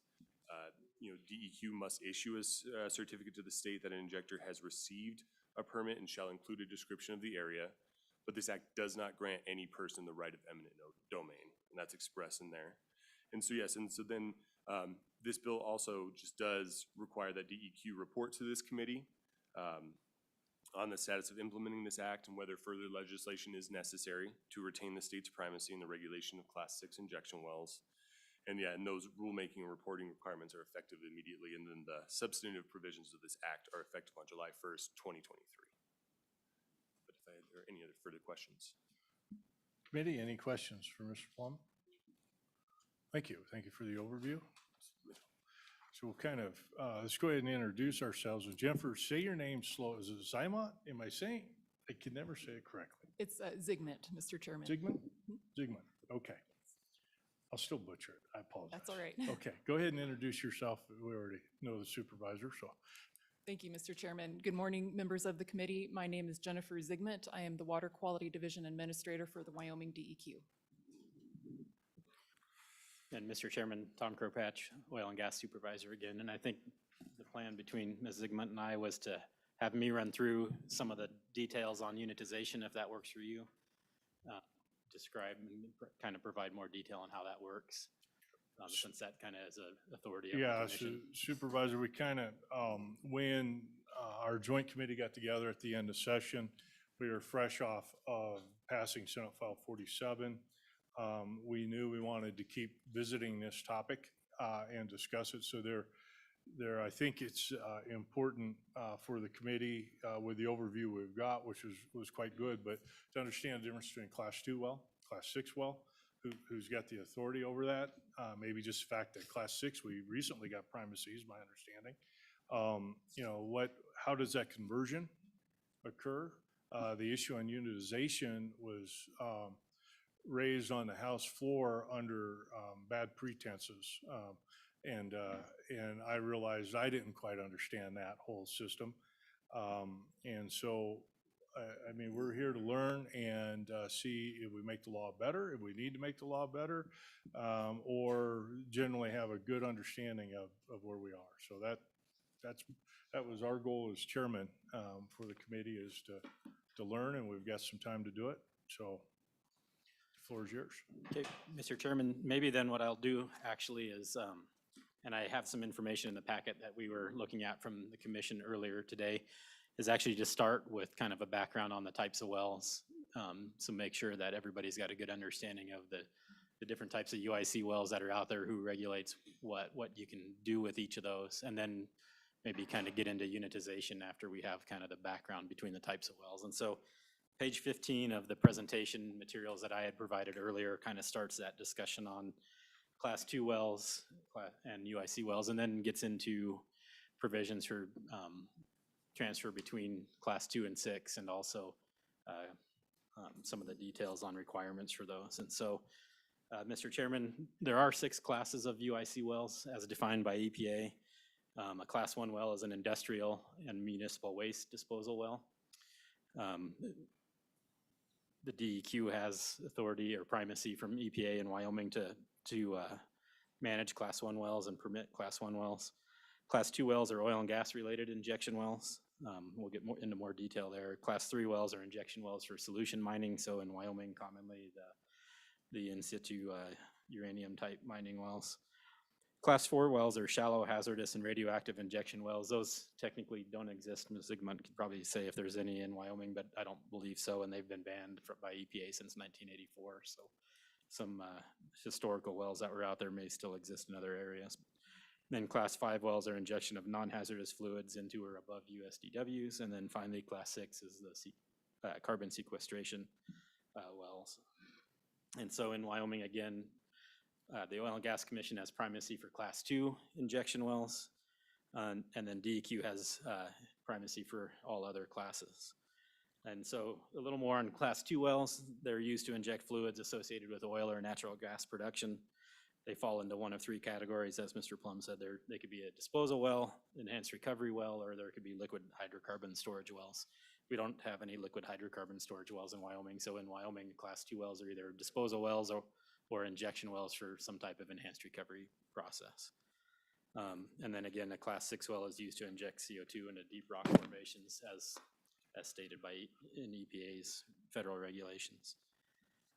Class 2 wells may inject fluids for disposal if they were produced in association with oil and gas, or, and I guess maybe I should back up here, Class 2 disposal wells may inject fluids for disposal purposes that are produced in association with oil and gas, or fluids that were associated with the production of oil and gas. And so some examples of that are produced water or flowback fluids, certain wastes used in processing gas at gas plants. So commonly, like spent amines that are used to process gas in a gas plant can be put in a Class 2 disposal well. Hydrogen sulfide or CO2 can be put in a Class 2 disposal well as long as they are associated with production of oil and gas. And so Class 2 disposal wells, maybe to drill down further on the H2S or the CO2 injections or a combination of those, they're commonly known as acid gas disposal wells, and we do have those types of wells in Wyoming. Those wells in Wyoming generally inject a higher ratio of H2S than CO2, and so we're safely disposing of hydrogen sulfide gas instead of venting it or flaring it or something like that. But they do commonly inject some percent CO2 that's produced in association of that. But in other states, that's not always the case. In other states, They do inject higher amounts of CO2. New Mexico, Texas, for example, their acid gas disposal wells inject CO2 at a higher ratio in many cases than they do H2S. So as long as that CO2 was produced in association with oil and gas, it can be put into a Class 2 disposal well. And then Just a second, Representative Burkhart, go ahead. Thank you, Mr. Chairman. Director, how long has Wyoming had supervision primacy over Class 2 injection wells? Mr. Chairman, Representative Burkhart, I believe 1983, but 82 or 83, somewhere right in that time frame. So, 40 years approximately. So in this committee, you'll remember 3 years ago, we shifted full responsibility. It was shared, which I never quite understood, between DEQ and the commission, and everything was transferred over to fall directly under the commission because everything was at a nexus to hydrocarbon. Is that a fair summary? Mr. Chairman, that's correct. We had made a further distinction than what's required in federal regulation to split out commercial Class 2 wells and require that if they were to be permitted in Wyoming, they had to be permitted as a Class 1 disposal well. And as you stated, it was changed in the statute and then subsequently in our rules to allow a commercial Class 2 well, which is perfectly fine under the federal program. And then Class 2 injection wells, which is another distinction within the Class 2 program, may inject fluids that enhance or increase the production of oil and gas. So an example of what may be injected there is again water, produced water or fresh water if necessary as makeup water, CO2, polymers, steam, air, or other materials that would increase or enhance the production of gas. And so obviously in Wyoming, we have quite a few of those, including CO2 injection wells in fields not too far from where we're at today. So that is just the one point I really wanted the committee to explore just a little bit was a Class 2, and so we'll just call it enhanced oil recovery, but CO2 injection, if it has that nexus to the oil and gas production of the enhanced recovery, it's classified under Class 2, or would be. What sequestration occurs with that, or just tell me your thoughts on that and how those are managed. Sure, Mr. Chairman. So as you stated, if it's CO2 injection that's out there to increase or enhance the production of oil or gas under our rules, and under federal rules also, it could be considered a Class 2 well. There is a process to convert those to Class 6, and if certain conditions are met or if certain conditions are present at the location. And so within our own rules we have, and within DEQ rules, they have a process to do that transition. There are different requirements for a Class 2 well and a Class 6 well, and one of those big requirements is in typically a Class 6 well, the injection must occur deeper than the deepest underground source of drinking water, or USDW. Class 2 wells do not have that restriction on any of the wells. A disposal well could go to any zone that can meet the requirements of permitting for that zone. It doesn't have to be deeper than the deepest USDW.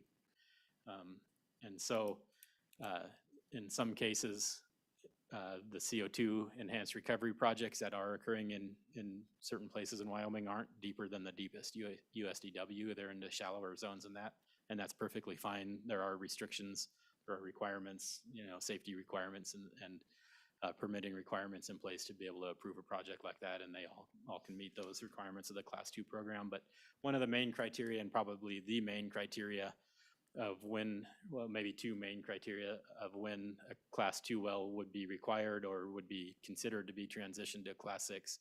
The first one is fairly simple, when really the oil and gas production has ceased, when there is really no longer any enhanced recovery, but they want to continue as a CO2 sequestration project, then it would convert to a Class 6 project. And then they would go through the permitting requirements at the DEQ to be able to convert that, and if it can meet those requirements, then it could convert to a Class 6 well. So I guess, Supervisor, again, there has to be that, I'll use the term nexus between hydrocarbon production and what's being injected for a Class 2. So the other component which is relevant to the state and further discussions we're going to have is the 45Q tax credits that tie in with that. And so nothing would be considered permanent sequestration or intent for permanent sequestration with a Class 2 well. Is that right? Mr. Chairman, there is a provision for, I think it's called incidentally stored CO2 within a Class 2 well. So, you know, in any of those projects, you inject whatever the material is, CO2 in this case.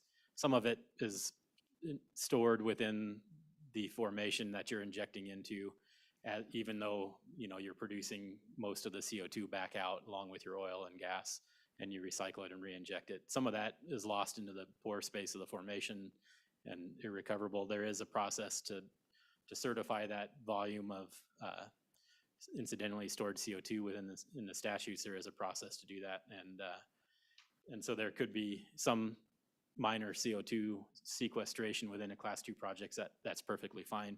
There is also, I think, and I don't have the dollar amounts that are available, but there is a 45Q tax credit provision for CO2 used in enhanced recovery as well. So there is a lesser dollar amount than what would be provided if it was a straight Class 6 sequestration project.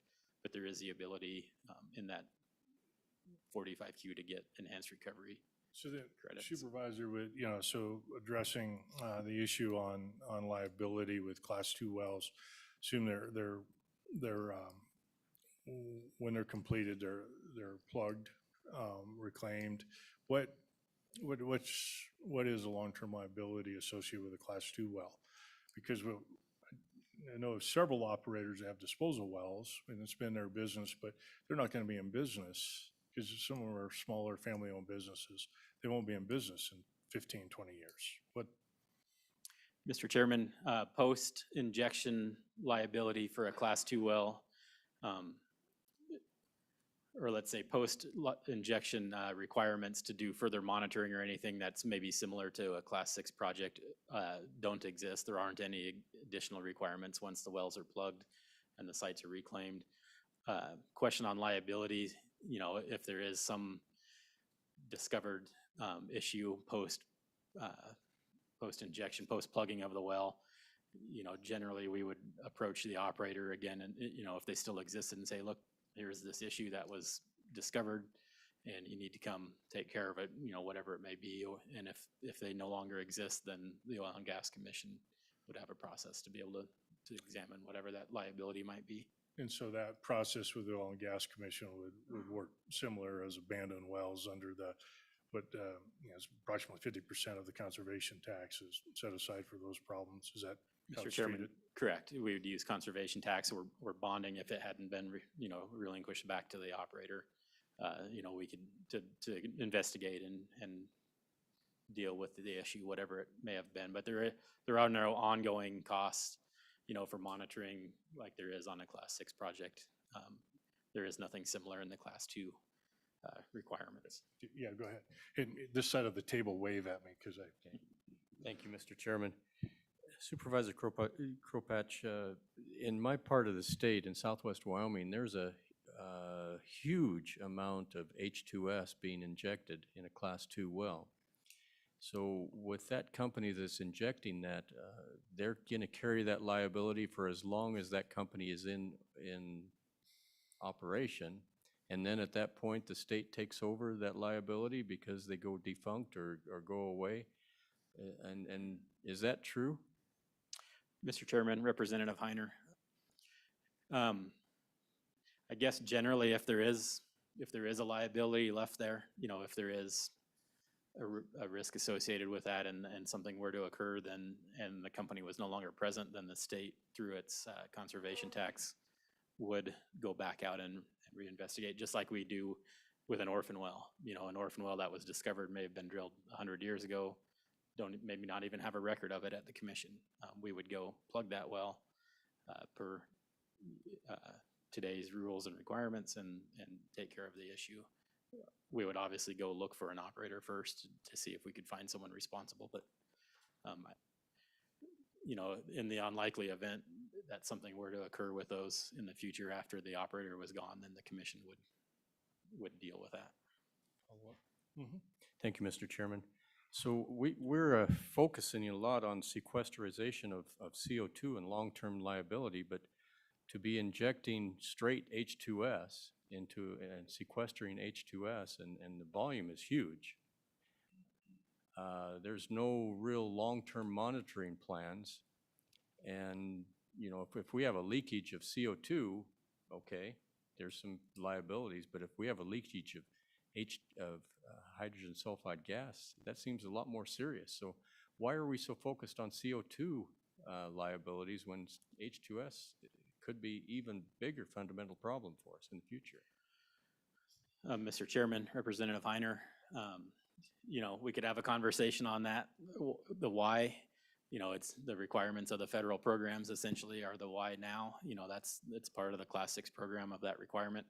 You know, whether one is more of a risk if there is a leakage, you know, I think we'd have to examine those details and figure out the process. But in this scenario, those wells that you're speaking of, you know, the injections tens of thousands of feet deep, they're in zones that, you know, are confined above and below. The likelihood of a H2S leak to the surface is essentially non-existent. But it's, you know, there's a consideration for that. And through the well construction details, through the monitoring, I didn't mention, but these acid gas disposal wells do have a heightened level of requirements at the commission versus just a standard Class 2 saltwater water disposal well, for example. There's additional construction requirements, additional construction materials, or more suitable construction materials for that type of injection, annual integrity tests and so on to examine because of the material being injected.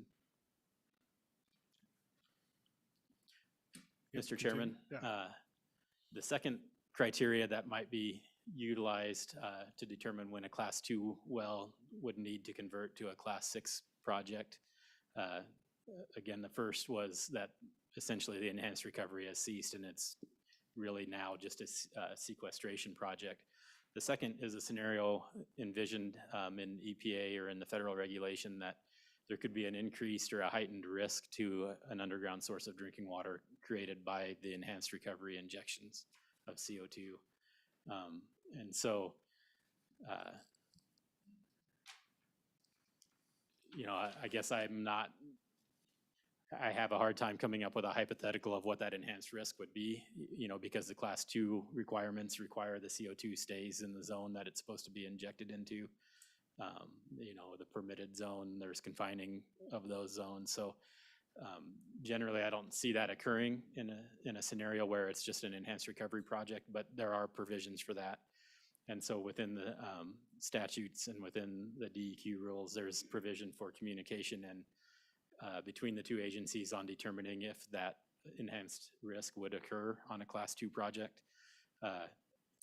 There is ultimately the determination of that would fall to the director of DEQ, but there is a process to have a hearing with the operator of that project in front of the commission to present their evidence as to why the project would either need to or would not need to convert to Class 6 from a Class 2. And then recommendation from the commission or from the supervisor to the director of the DEQ of what should occur, whether it should transfer or not. And then ultimately the director would make that final determination on transition. And there's some, there's a few details in there that are spelled out in the federal regulation, and maybe Ms. Zygmunt could, if she has the DEQ rules handy, could also detail that. Yeah, chime in, whatever, yeah. Thank you, Mr. Chairman. Yeah, I'll just add to that yes, the DEQ director would make the final determination. As Mr. Kropatch indicated, we would consider the finding and recommendations of the Oil and Gas Conservation Commission before making that decision. And then also established in Chapter 24 of our rules, which is our carbon sequestration chapter, there are 8 factors plus any additional site-specific factors that the director would consider before making that determination that a Class 2 well would need to be converted to a Class 6 well. So again, as Tom indicated, we would be working very closely with oil and gas on this issue, and we would rely on findings and recommendations from the commission. Right, you want to discuss unitization of force? Yep. Because the Class 6 unitization falls under your purview, is that right? Mr. Chairman, you are correct. Unitization of a Class 6 project, authority was granted to the commission for that unitization. And let me call out the statutes. that do that. If I can turn back in my presentation to that page. So as they currently sit, Mr. Chairman, Wyoming statutes 3511-314 through 3511-317 deal with pore space unitization for a sequestration project. They're soon to change on July 1st based on the liability bill that was passed. It renumbered some of those just to bring in some of the new statutes. So they'll be 314 through 319 after July 1st. But want to make sure everyone understands that unitization in this scenario is not the same as statutory pooling or forced pooling as we were discussing this morning in regards to a drilling and spacing unit. Those are found in 30-5-109.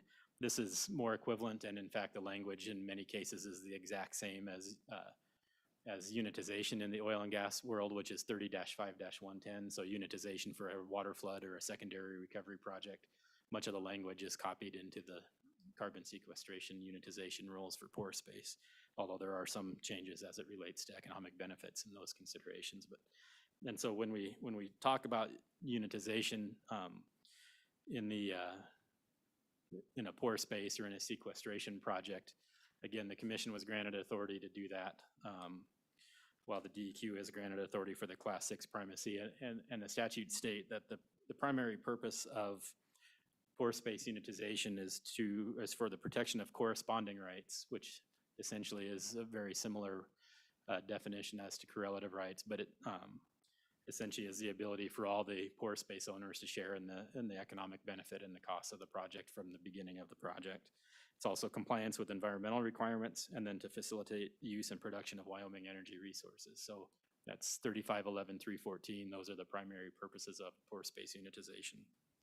So, Supervisor, in Wyoming, by statute, we've clearly defined pore space to be tied with, referred to as fee ownership, but surface ownership, except that, and maybe I'm wrong on this, but my understanding is that the federal government hasn't quite distinguished that there is maybe an argument that they perceive it to be associated with the mineral estate versus the surface estate. Is that, can you help clarify my confusion maybe? Mr. Chairman, you're correct. In the Wyoming statutes, that pore space is defined as being owned by the surface owner. The pore space rights can be severed, ownership rights can be severed just like minerals. So you could sell your pore space to somebody else, so you could have separate surface owner and a separate pore space owner. And my understanding from the federal government, or at least in discussions with the BLM, is that there's really no process yet for dealing with pore space at the federal government. I think in the discussions I have, they've been on board with, the surface owner owns it. So if it's BLM surface or if it's federal surface, then, the federal government, whatever agency would have the management of that. But I don't know that that's been determined up through,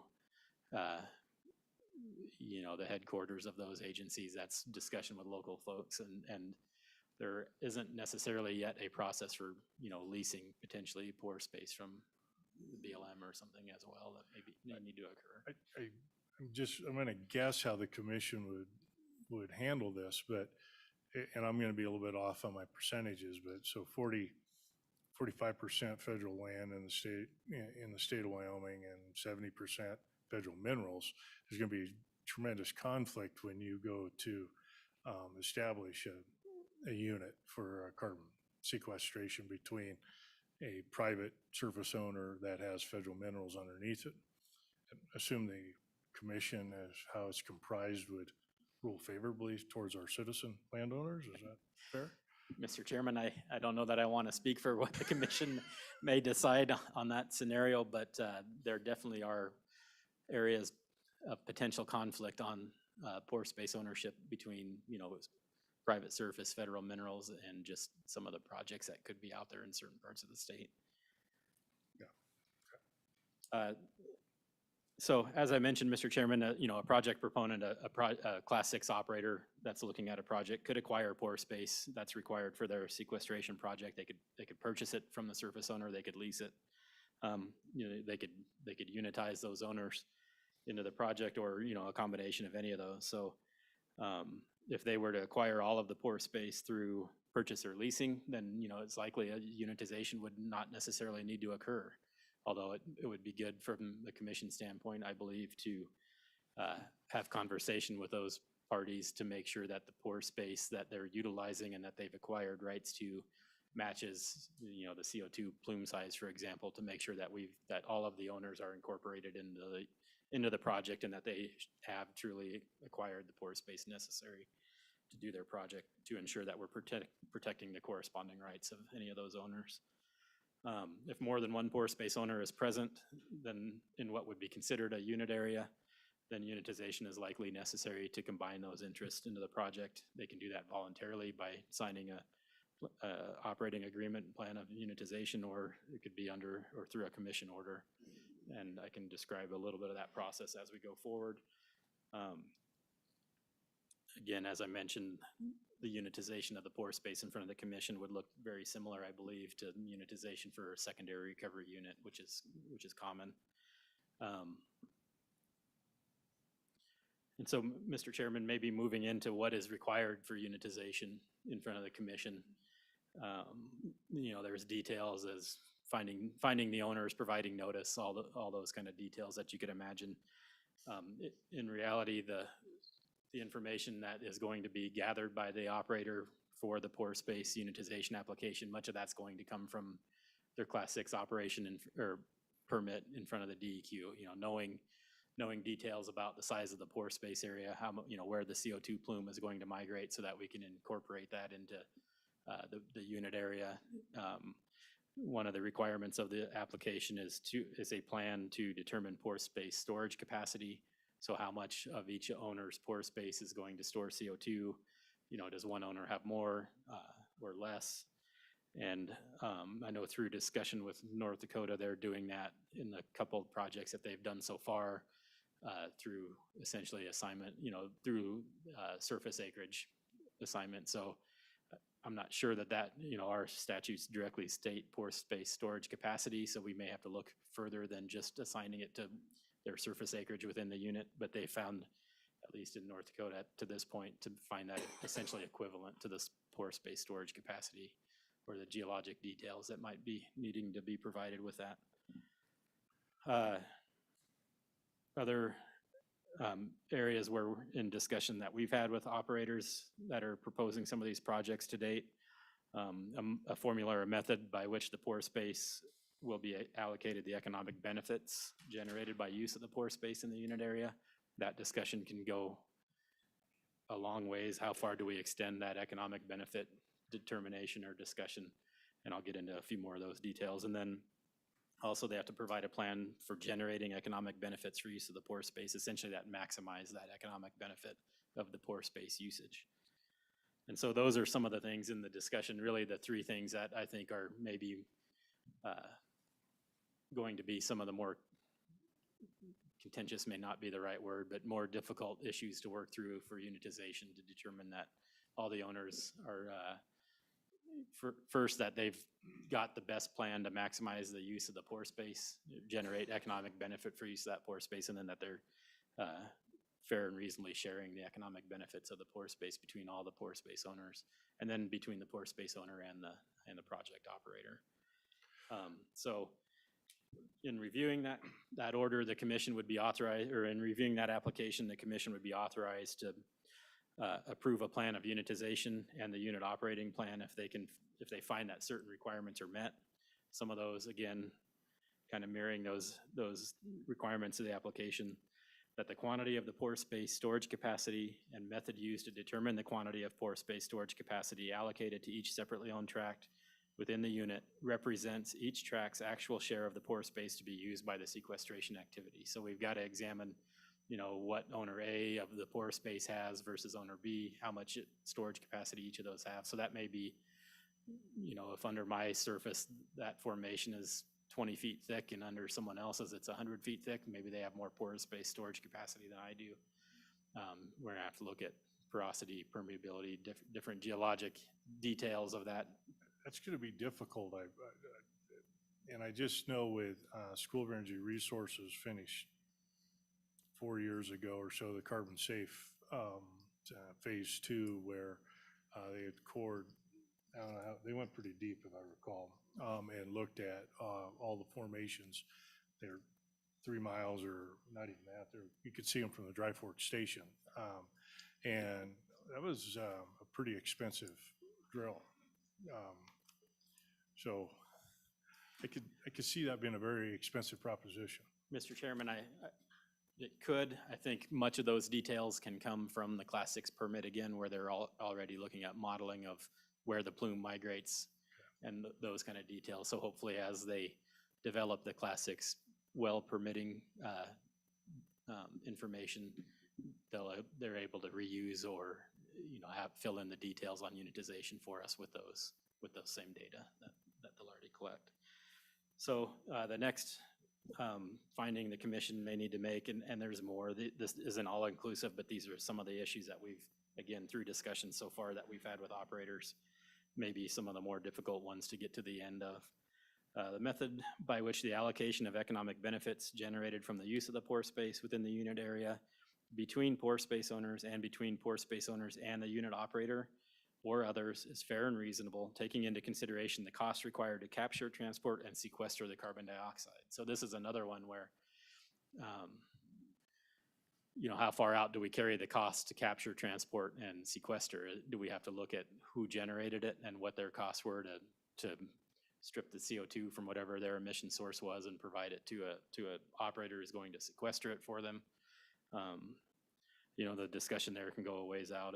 And then the second part of that is also, again, the method of generating economic benefits from the use of the pore space in the unit area is fair and equitable and is reasonably designed to maximize the value of such use. So, you know, we can't, I think in that scenario, we need to understand how far out, again, that needs to be carried, the maximum benefit. You know, do we need to really look at a couple items I threw into the presentation there if we're looking at some of those economic benefits? You know, should we include the tax credits, Mr. Chairman, the 45Q tax credits that you mentioned, and which entity is getting those, and are they part of the economic benefit of the project? Sales of carbon offsets or carbon credits, potentially, you know, are those part of the economic benefits generated by use of the pore space? You know, if they now have a carbon neutral or carbon negative fuel that they can sell for a higher price than what they were able to prior to the sequestration, do the pore space owners get a share in that? Or, you know, anything else that might maximize the benefit of the maximize the economic benefit for the pore space owner. So, Mr. Chairman, I think a complicated task depending on the specific project that would be in front of the commission and what they're looking at there. So maybe to kind of step away from the application and the commission order and some of the things they have to examine, and back into the functionality of how does it work? What does the commission need to see to be able to approve that?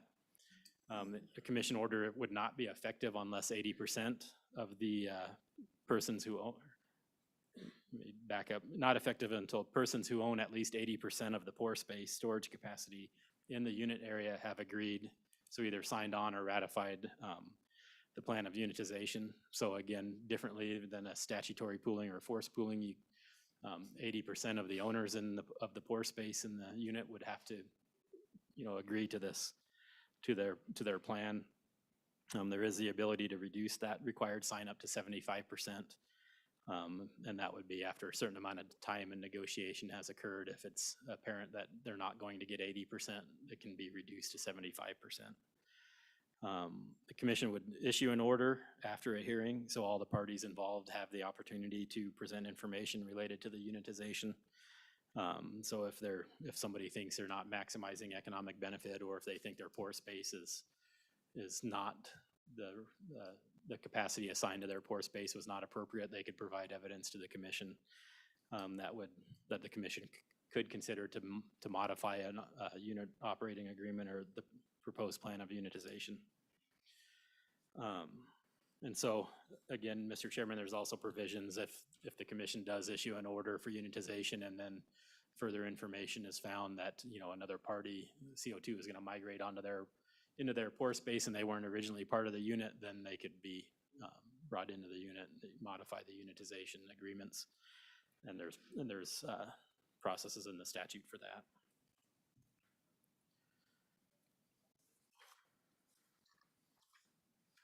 Mr. Co-Chair? Mr. Chairman, I have a question. If I'm a pore space owner and I don't have any drilling records to show the depth of my pore space or anything, and I'm not capable of figuring that out, is it just a negotiated deal to how much you get compensated for your pore space? Mr. Chairman and Mr. Co-Chair, I think it could be a negotiated deal, especially if they're gonna try to lease or purchase the pore space to begin with. Through the development of the Class 6 permitting, there probably would be additional information available either through seismic or drilling of test wells, collection of core or other things like that that may be required to comply with the Class 6 permit. That would also help inform what that is, and then that information through unitization would need to be provided to the commission in that hearing. And so, obviously both parties would need to be able to provide some evidence for the commission to consider, but there will be evidence available, I think, through the Class 6 permit. And so, Mr. Chairman, I believe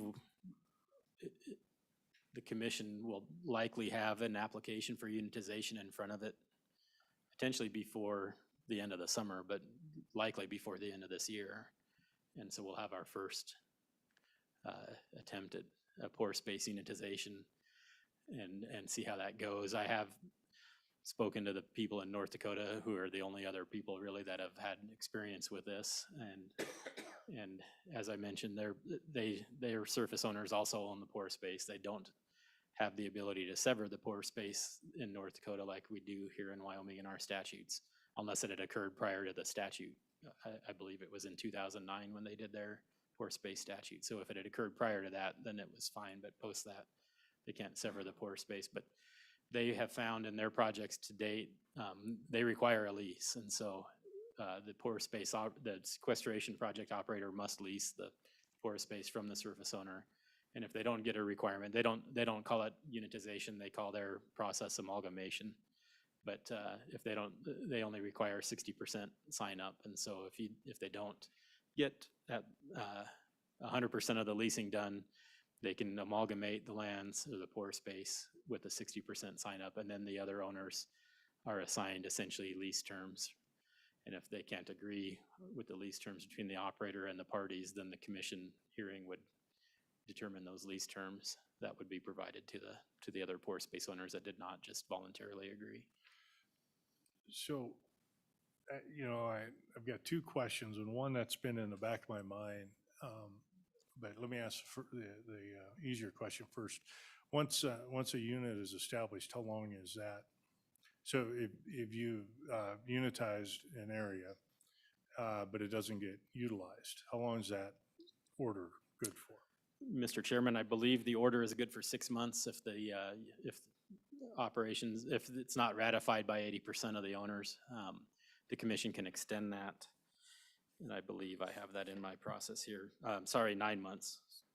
Oh, no. Mixing up 2 months, Mr. Chairman. It is valid for 6 months if they do not reach the 80%. The commission order would become ineffective and revoked unless the commission extends that for good cause. So they have 6 months to get, from the time of hearing, to get the 80% sign up. It's likely they would come into the hearing with very close to that and the expectation that they would get 80% by the 6-month date, or else they would just hold on the application in front of the commission until they had more sign up than they needed. But from the unit being established to commencement of operations, how long is the unit forever? Mr. Chairman, the unit could be forever until, as long as operations are ongoing, as long as you had that sign up of the 80%. And then, once operations cease, then they could, and there can be modifications to the unit post commission order, but the unit essentially would be valid, I believe. So I always get these little things in the back of my mind. I spend too much time driving. When we talk about leasing pore space for perpetual sequestration, in my mind, you're buying the pore space. And so you said North Dakota requires leases. So if the operations are completed and monitoring is done, and we close up and we transfer the liability, as our statute will read here shortly, how does the lease, are they structured for payment for a certain term of years? I'm having difficulty reconciling that. Mr. Chairman, I did not have that level of in-depth discussion with the folks in North Dakota, but I could follow up on that and provide some information as to the terms of the leasing and how the payments are made to those owners. But, Mr. Chairman? Yeah. You say that unit is forever if you have 80%.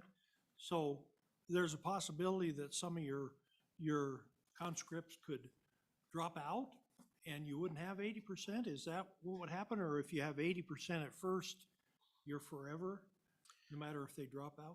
Mr. Chairman, once they have the 80% sign up, they're in, there is processes for modification, and if it's they can, I think, again, modify again as long as 80% of those owners agree to the modifications.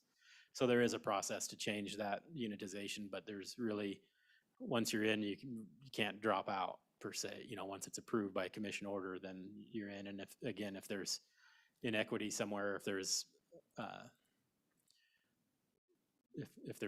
an example would be, a pore space determination that needs to change, then they can modify that with the approval of all the parties. So Supervisor, is the notification, is it required that the notification of the establishment of a unit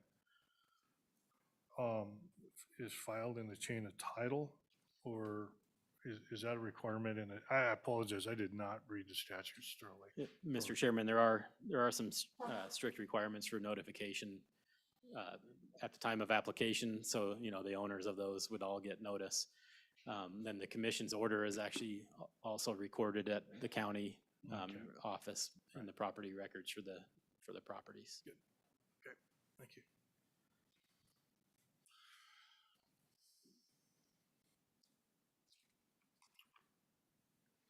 Mr. Chairman, I think that really covers kind of the basic details of unitization and modifications and the information required by the commission to unitize pore space.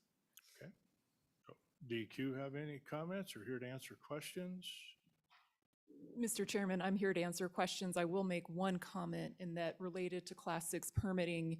The most common question we've been getting about unitization is the order of the process in terms of whether people need a unitization order to apply for the Class 6 permit. And the answer is no, and we are encouraging people to apply for their Class 6 permit first. As Mr. Kropatch mentioned, there's information in that application that will inform the unitization. And so again, we encourage people to apply for Class 6 first and then work concurrently while we're reviewing the Class 6 application to get the unitization order. So that's the most common question we received to date. Gearing up for rules and regulations on Senate File 47, where's the department on that? Mr. Chairman, at this time, with how Senate File 47 ended, we do not believe that we need further rulemaking at DEQ at this time.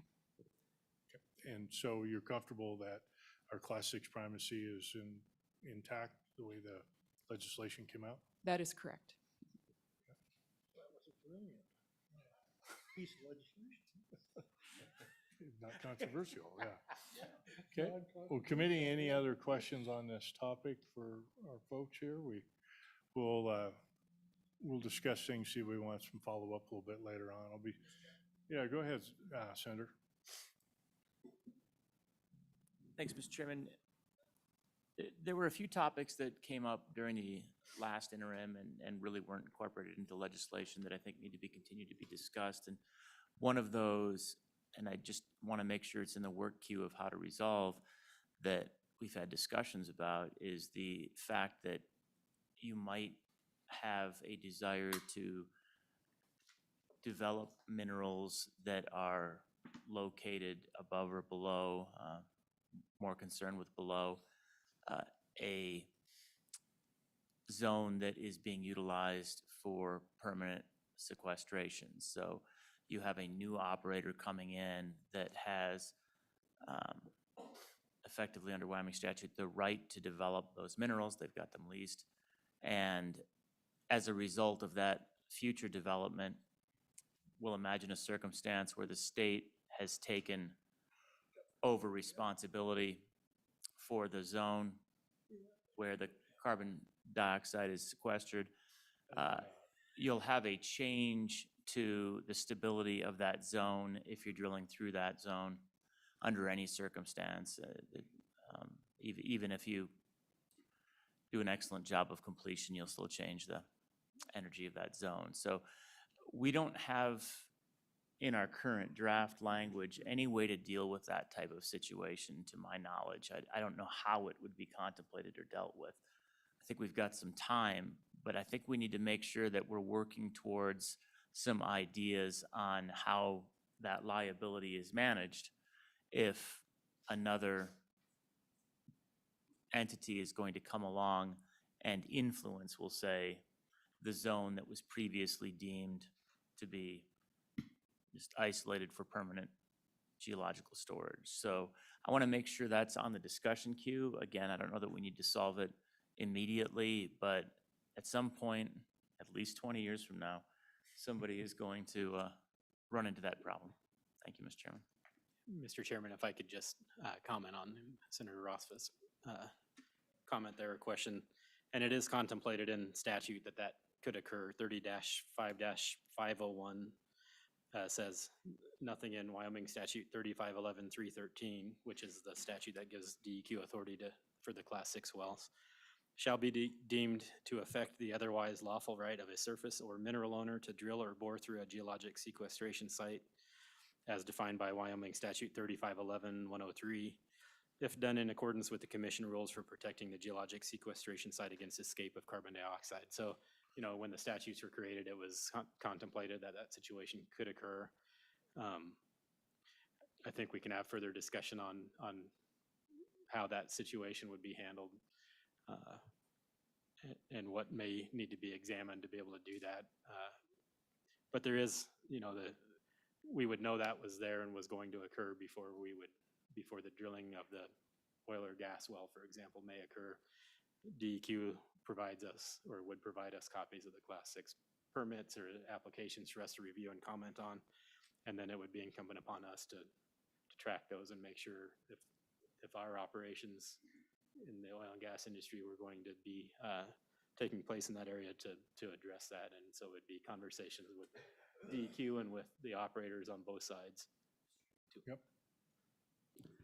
Thank you. And I guess you know, we've had discussions about that specific paragraph before, so I know that we contemplated it from that standpoint, but to say that we've really thought it through, I don't think is sufficient.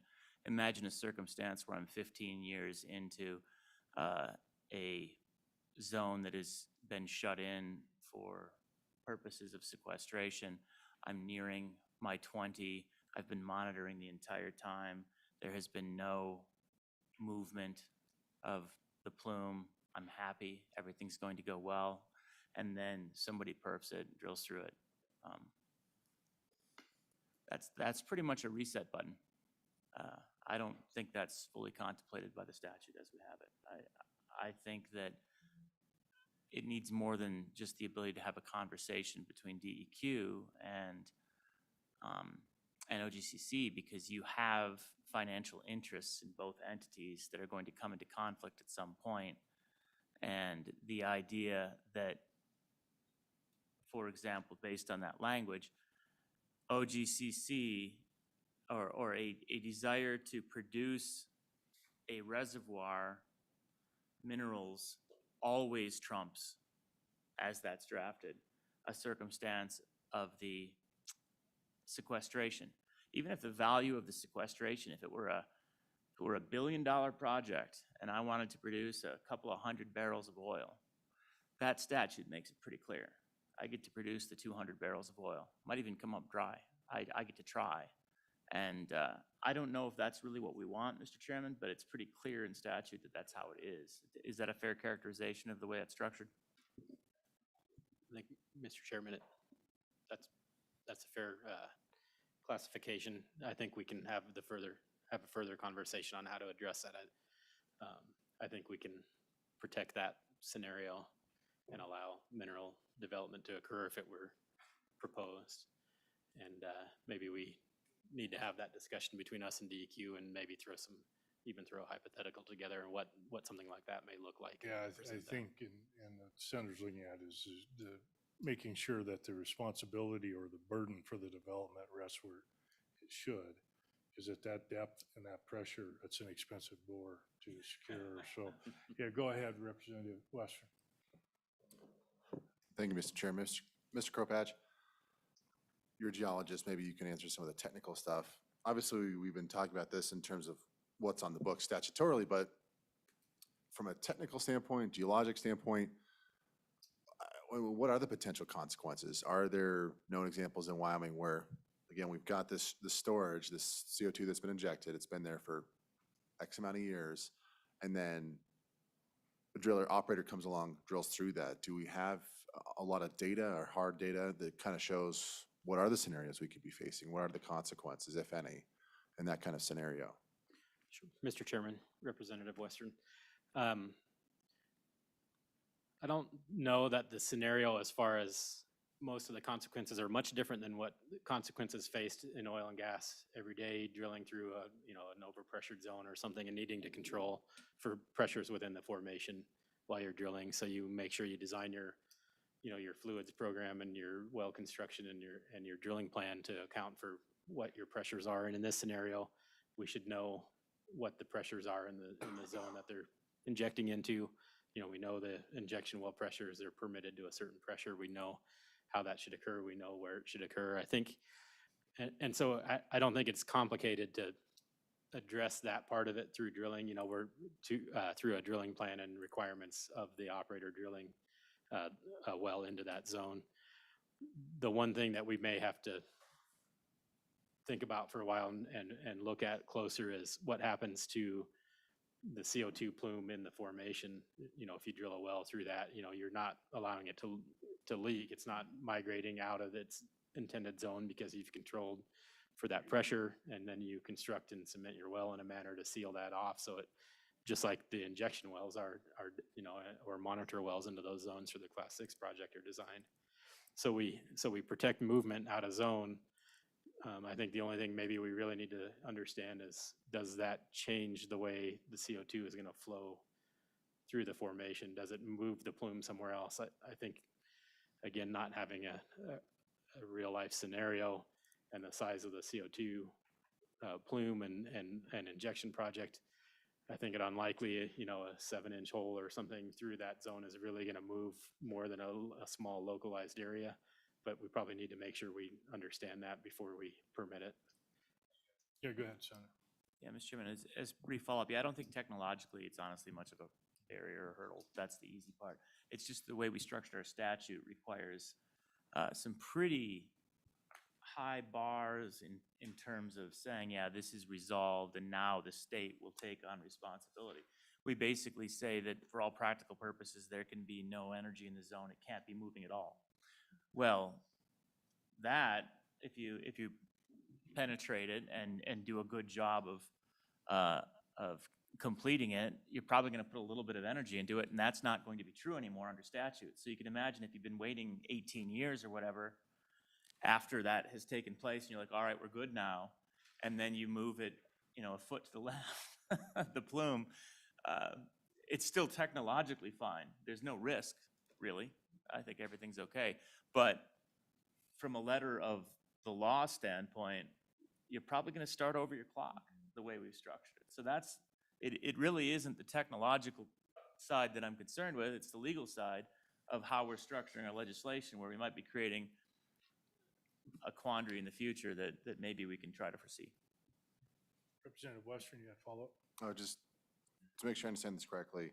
So we do not know the full potential consequences downhole of this plume. But it sounds like, Senator Rothfuss, you're saying that we do?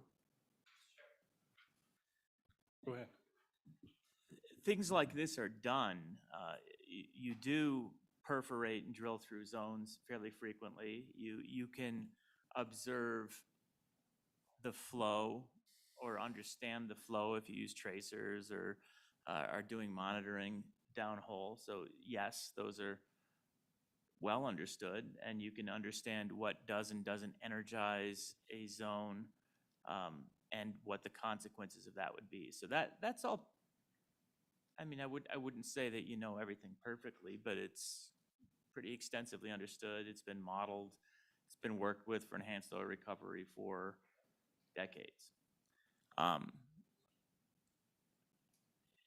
Again, there might be different parameters that, no, I don't think anyone's done this with a massive CO2 sequestration, which is intended to settle a large plume of CO2. So that would be novel, but I don't think anything about the scenario is particularly out of what engineers have done. I don't know. You can ask Mr. Kropatch if he agrees with that. That's my take. Yep, Mr. Chairman, I think it can all be planned for. And again, the drilling and completion of the well isn't that complicated. Understanding what it may do to the plume, as you said, you know, when you're almost to the end of, to the point of where the state may look at taking liability, and you increase the pressure near wellbore slightly to compensate for the pressure in the formation and make sure fluids aren't moving up your wellbore. Or and where does that move, or does it, you know, move the plume? Again, you could probably model, but again, that may be more, you know, that adds some expense to the project, and does it start a clock or not? I think that's some policy discussion that may have to occur around that part of it, and how does it, you know, who's responsible to do some of those things potentially. Okay, well, thank you. We appreciate it. Is there any public comment on this subject? Okay, we'll keep moving then, and we had asked PAW, and I think Mr. Degenfelder is going to assist Mr. Obermueller, sort of giving us a 101 on federal exploratory units, and the floor is yours.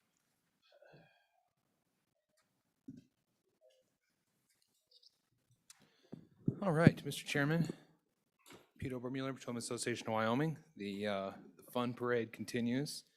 So, Mr. Chairman, plenty of responses to the comments from Mr. Shaner from before, but I'm not going to hijack. We'll move right along to federal exploratory units, and I figured you guys had heard enough from me, so I asked Mr. Degenfelder to go through the packet in front of you. It seems like a thick packet. It's just single-sided, and we know that we're standing between you and lunch, so we will power through it. Go ahead.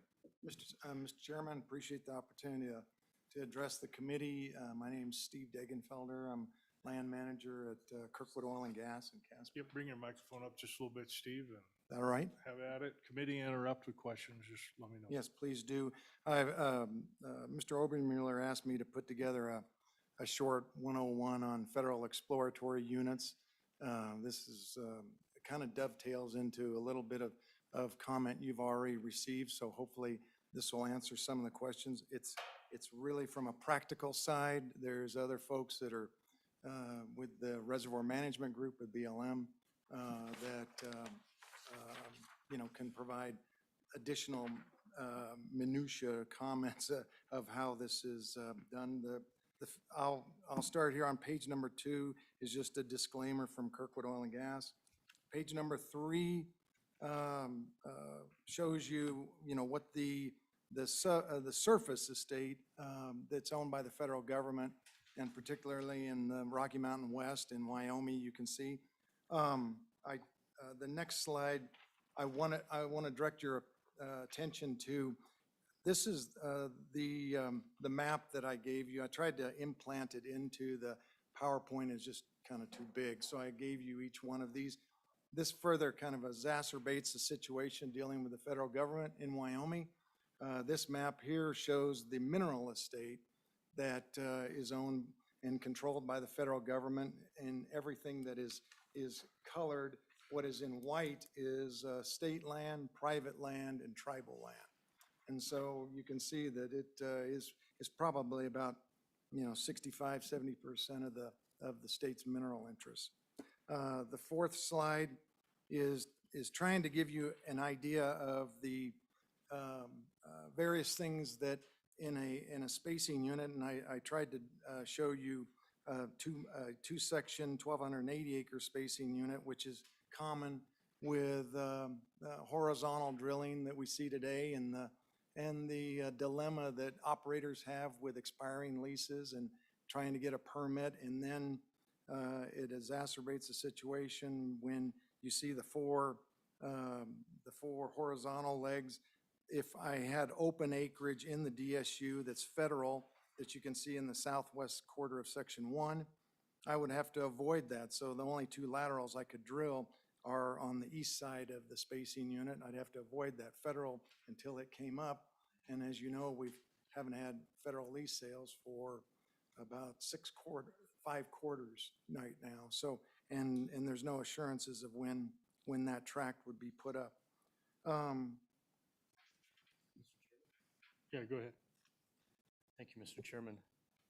Mr. Degenfelder, I'm sorry, I've massacred that. This shows a horizontal well of about 10,000 foot lateral, but now we're reaching out there 15,000 feet. So this exasperates it even further if you only have a spacing of 1,280 acres, and now you're reaching into bigger territories with your laterals that are longer. So that becomes increasingly more difficult, doesn't it, with the leases and Mr. Chairman, leaseholds? it certainly does, and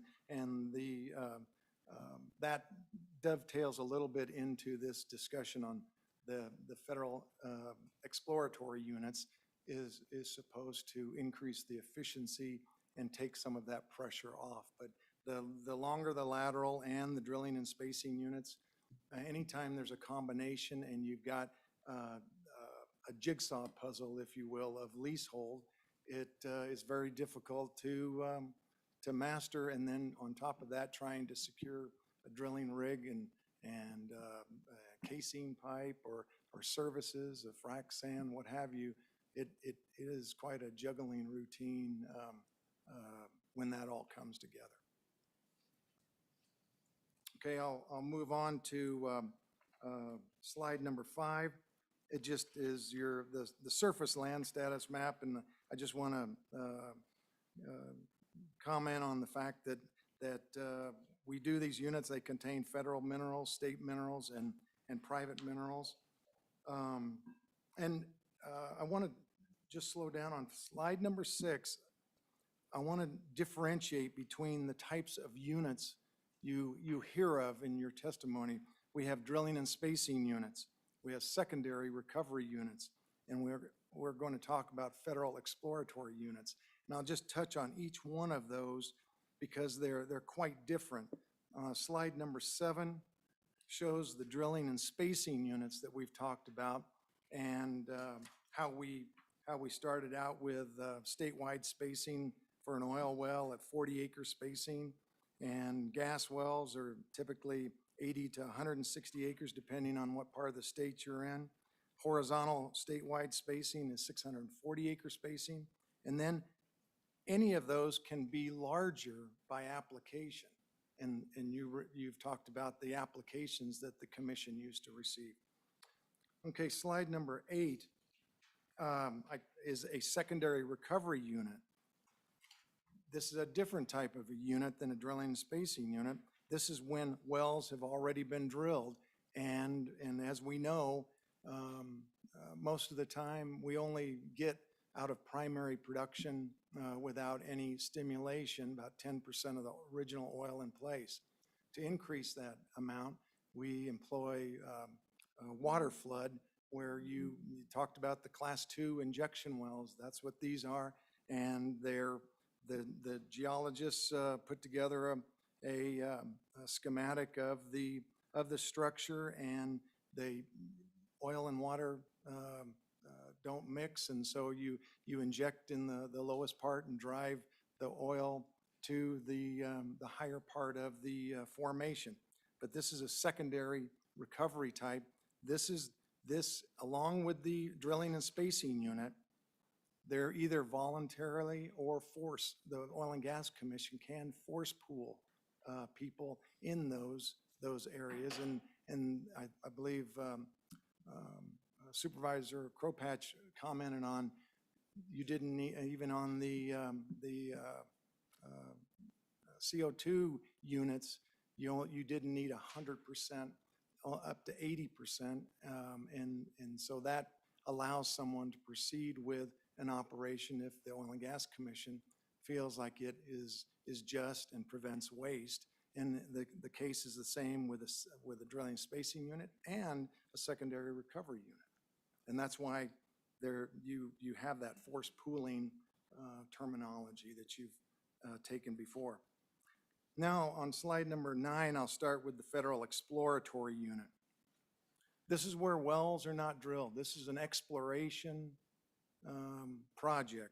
It's governed by BLM, and it's completely voluntary.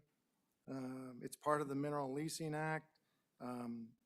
We determine the outline either based on structural contours, a stratigraphic or structural trap, or if it's a ubiquitous formation, that means a continuous, like your pancake layers where you don't have faulting, then the BLM has allowed these units to be formed by lease boundaries as opposed to geologic boundaries.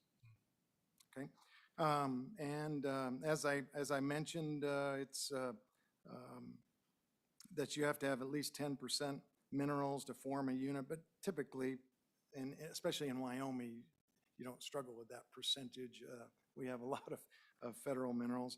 You meet with the BLM geologists and engineers here in Casper, this reservoir management group.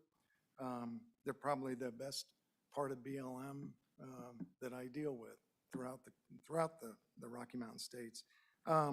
They approve the area of logical development, so it's just not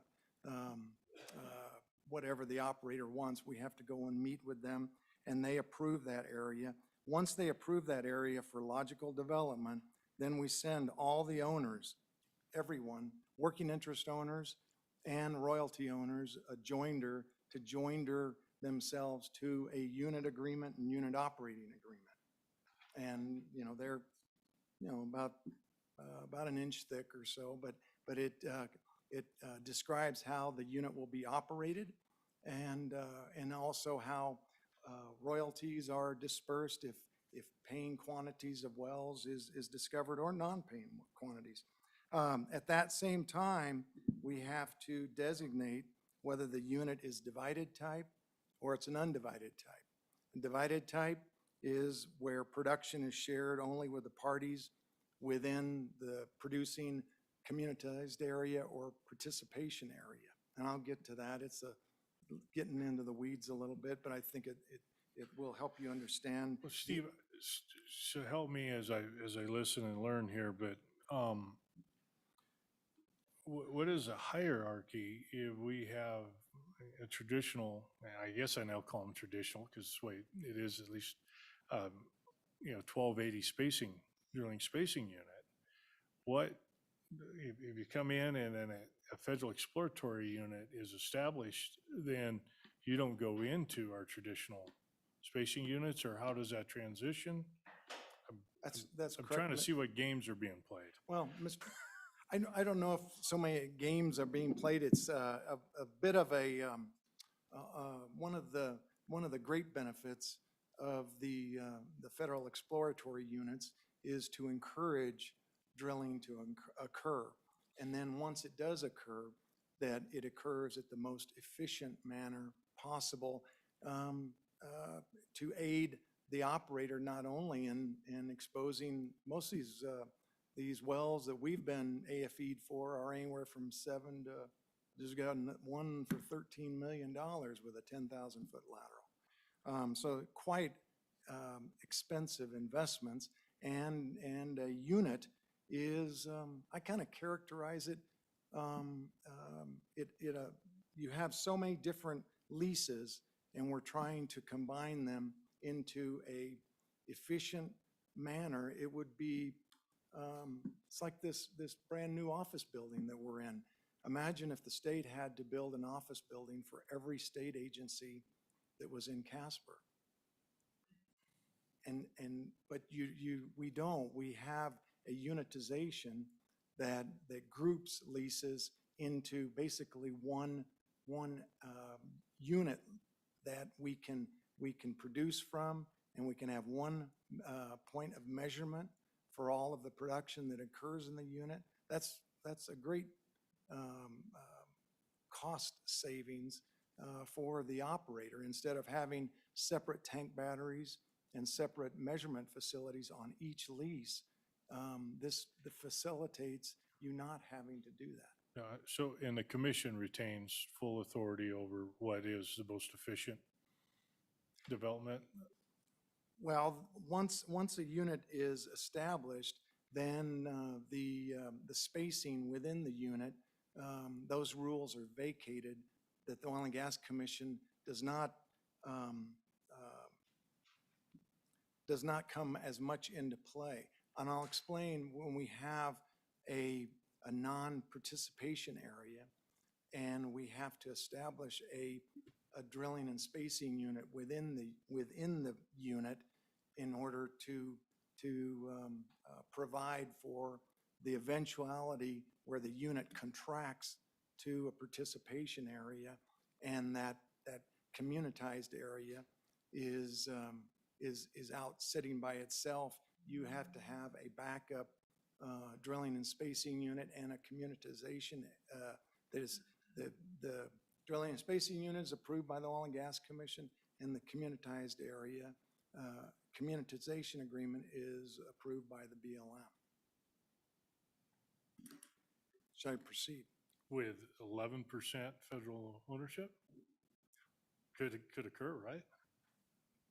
Mr. Chairman, the minimum that I gave you of 10%, I believe, is just in their rules. The units that I've put together far in excess exceed. No, I understand that, but I also understand from administration, the reading of the rules are done differently. And that might have occurred. I have just not been, have any experience. No, and I appreciate the information. Yeah, Okay. And like I said, either a divided type or an undivided type. I'll move on to slide number 10. And in the units, we also determine, or we state if it includes all formations or is formation specific. And but once, as I mentioned, once the parties joined their interest, then the unit area effectively becomes one lease. And that's what provides us the ability to have one place of measurement as far as BLM is concerned. Tracks are considered committed, effectively committed or not committed, and that's based on, obviously committed is everyone, both working interest owners, unleased mineral owners, or royalty owners have executed the joinder. Effectively committed, I believe, is just has some royalty owners have not joindered their interest, and not committed, obviously, is not committed. And as I mentioned before, setbacks and spacing are vacated. Mr. Chairman? Oh, yeah, go ahead. Sorry. Yeah. Sorry, committee. Mr. Jagenfelder, just if you could clarify on the kind of the unit thing and the exploratory unit. For your company, is the order of operations, first we go through the commission, then we go through the FEU process, or is that reversed, or what's, in a simplified sense, like what's the order of operations for operators? Mr. Chairman, Representative Western, I guess it's a mixture. So many of the topics that you unfortunately have to deal with, they occur differently throughout the state. And so as soon as I give you one example, someone can stand up here and say, wait a minute, it's different here. And so I beg your patience with some of the answers that I give. In the Powder River Basin, I've had experience with drilling and spacing units, 1,280 acre drilling and spacing units that were formed a long time ago, got the Oil and Gas Commission's approval, and then a federal unit was was put on top of that, covering 20,000 acres. And as wells were drilled, they ended up vacating the spacing. They put an application in to vacate the spacing that the Oil and Gas Commission had approved already to conform with the unitization agreement, and where spacing units were no longer needed. Hopefully that answered your question. There is not a playbook that everyone goes through in order. It can take on various shapes in time, at least from my experience. Okay, on slide number 10, I just went mostly through that. As I mentioned, the setbacks and spacing are vacated by the Oil and Gas Commission, and that creates efficient development. Okay, the federal exploratory units, and this is where no production exists. So the first well, once you get approval, has to start drilling within 6 months after approval. We can continue to drill and complete the wells until we establish production and paying quantities. Paying quantities is that based on engineering analysis of the well's production, that it's going to produce enough at current prices to pay back its capital expenditure plus operating expenses plus show a profit. If it does not meet that threshold, then it's called a non-paying unit well, in which case we proceed to establish a drilling and spacing unit that is approved by the Oil and Gas Commission in a communitized area within the unit, and we have 6 months to drill another well until we establish production and paying quantities. Once we establish production and paying quantities, we establish a participation area, or a PA. And those PAs, you'll continue to expand that PA with additional drilling. But after 5 years after the first PA is established, then part of the unit agreement requires continuous activity to occur in the unit. And after 90 days that has not occurred, then the unit contracts to the then participation area. So kind of, if I own 120 net mineral acres in a participation area and I haven't cooperated, how am I compensated for my oil? Mr. Chairman, if you owned, if it's a divided type unit, whoever owns interest based on acreage, not the parameters that I mentioned on the secondary recovery unit, right? But on an acreage basis, then you would share in on a percentage basis that your acreage is part of the participation area or the communitization area.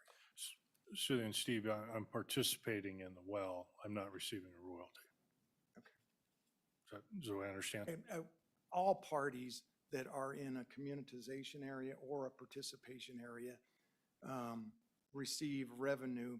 If you're a working interest or in there, you had to elect to participate. If you went non-consent, which you talked about earlier, then you do not receive. You're in a penalty phase until that pays out.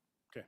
And I'll go through how at least most of us configure the participation area or the CA, because that is probably the most important thing. That's where all the money's at, right?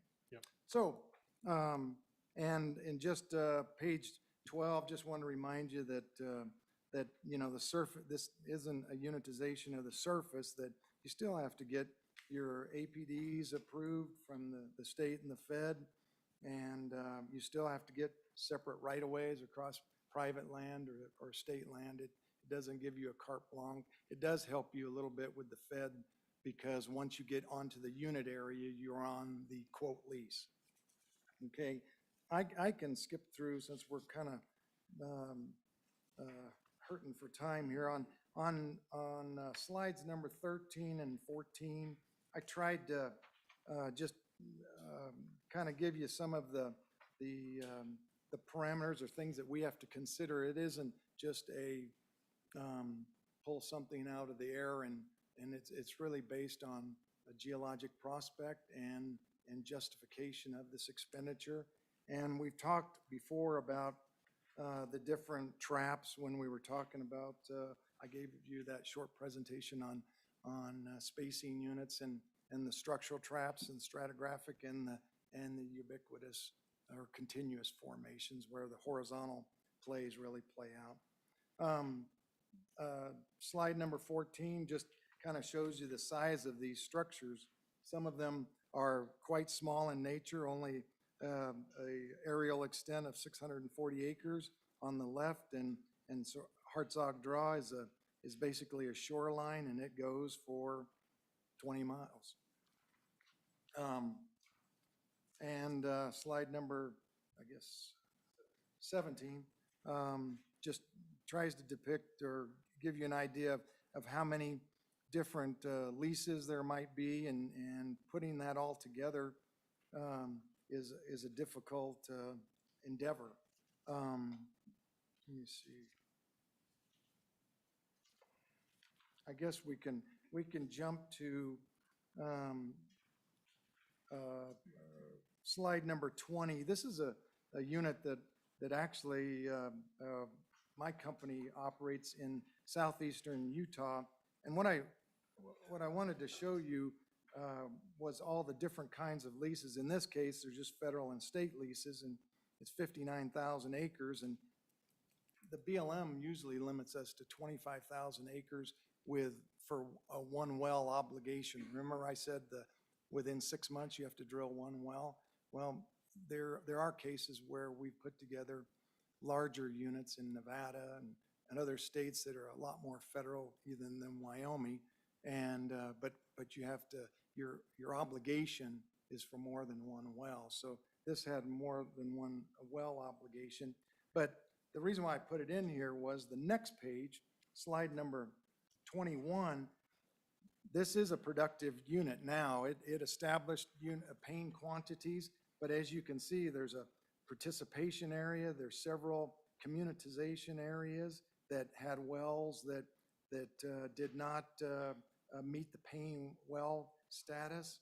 And then it even has a separate PA. They're separated because if you drill a well and find unit paying substances, but it's further away from the initial PA, you have to establish a new PA.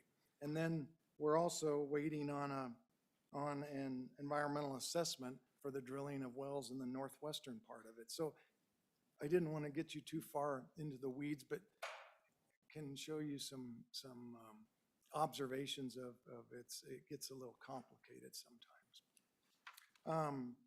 Back home here, I'll just show you on slide number 22 is a unit in the Powder River Basin that we owned an interest in and still do.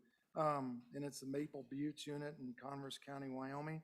The first well that was drilled in there was depicted on the right-hand side, and it was drilled for almost a 2-mile lateral.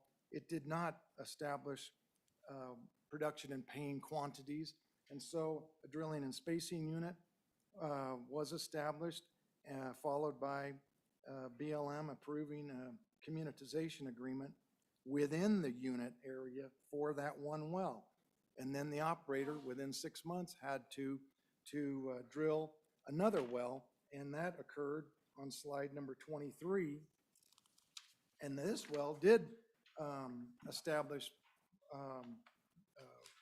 production and paying quantities. It's the red area on the right, and then I had it put into the unit so you can see that it's a 1.5 miles to the southeast of the original well that was drilled. And so that one did establish production and paying quantities. And as I remind you that is a well that can recover not only its capital expenditure, but its operating costs and show a profit. And that's very difficult sometimes when you're in this up and down environment that we've had where you might have drilled something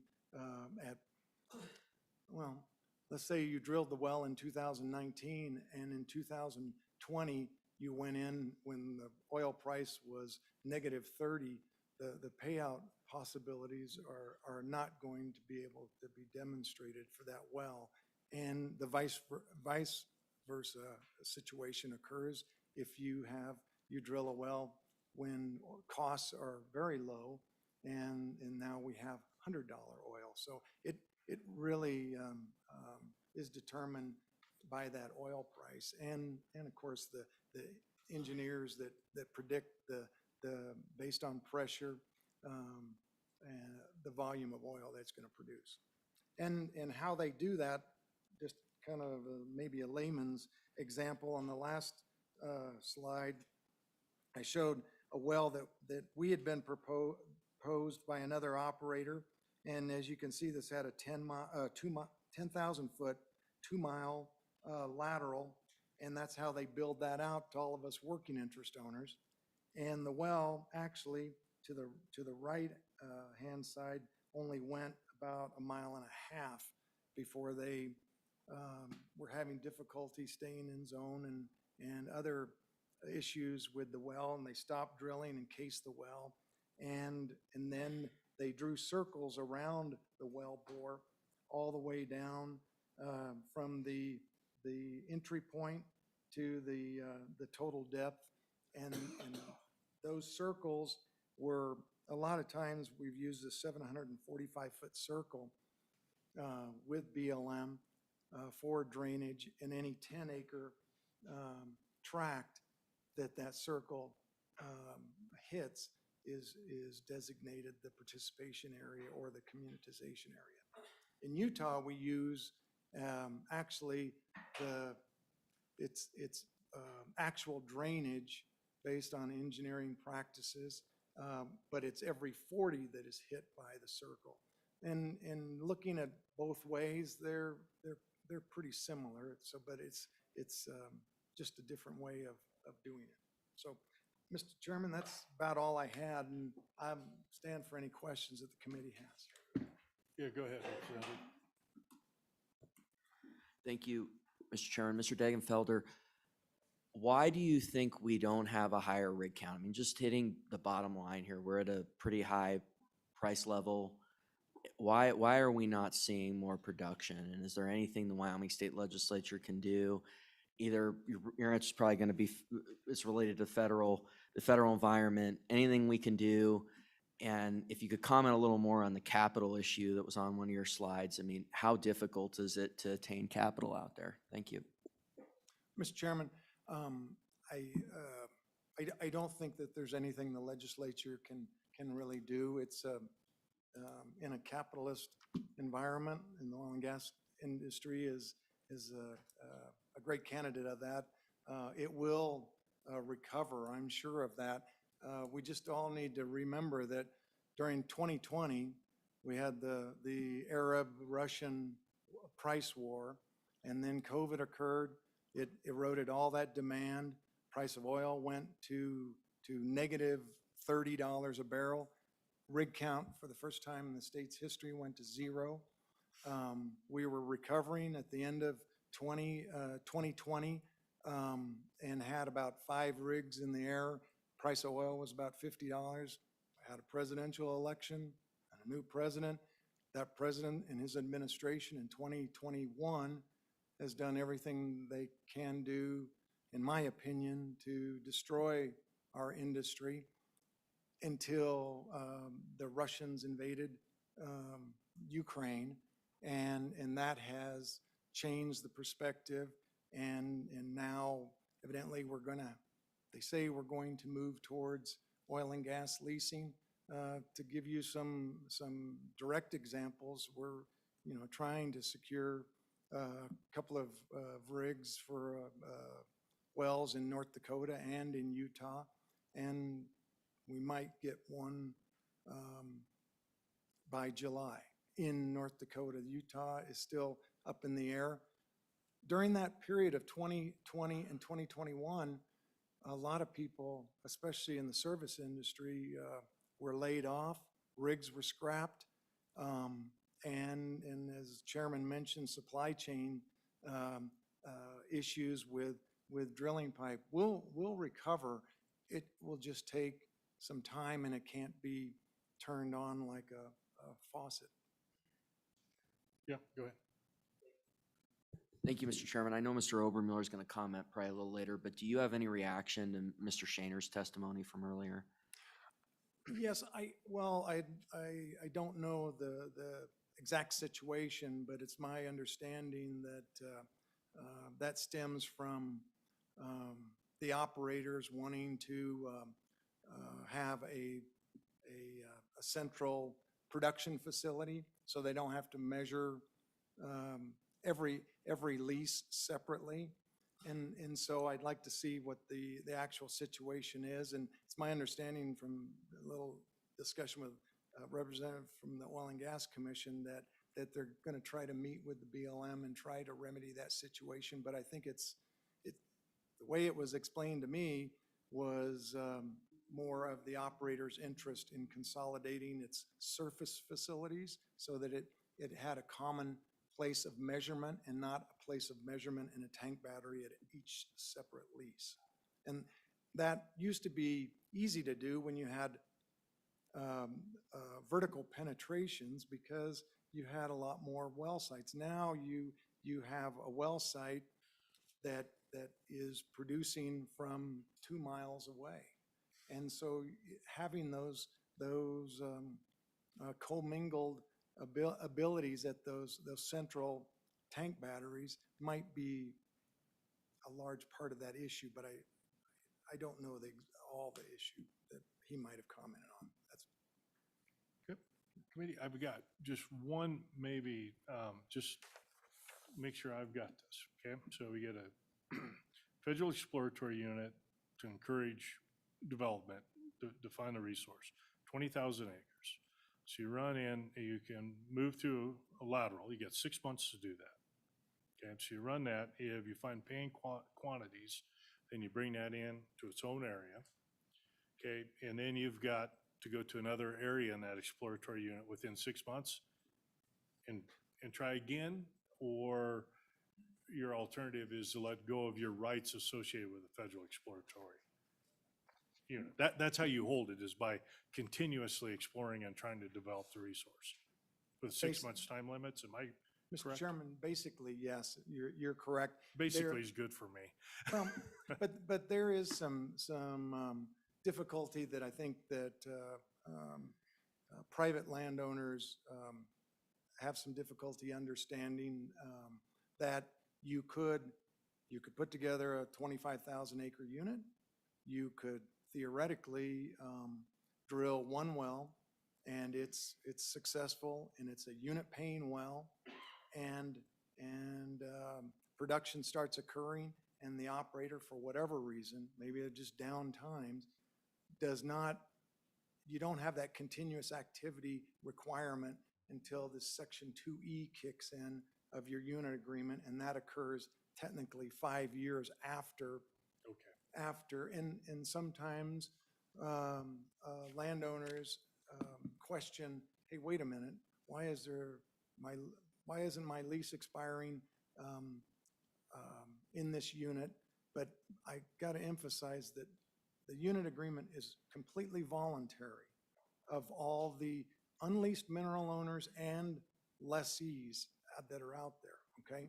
And so, and a lessee that comes and negotiates with a private fee mineral owner, it says it right there in the producer's 88 lease. It says I have the option to pool or unitize the acreage. Sometimes that's stricken, and I think that is it lessens development on a lease. You want to encourage, especially in a federal exploratory. Remember, this is an area that doesn't have any production in it from that formation, that you want to encourage people to drill and expend those large capital amounts. Okay, so you can hold it for 5 years if you have a PA, a paying area, yeah. Okay, well, first of all, we appreciate the effort putting this together for us. Mr. Obermueller, thanks for putting Steve in front of us. If we have some questions, we'll just follow up afterwards, but Mr. Co-Chair will stay on agenda. We will adjourn for lunch until 1:30. We'll come back and take up.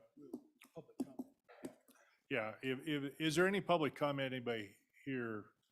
So we'll take it after lunch, just so we stay on agenda, okay? So, Mr. Chairman, if you don't mind, if we're going to take public comment afterwards, then might I just wrap up for 30 seconds? Sure.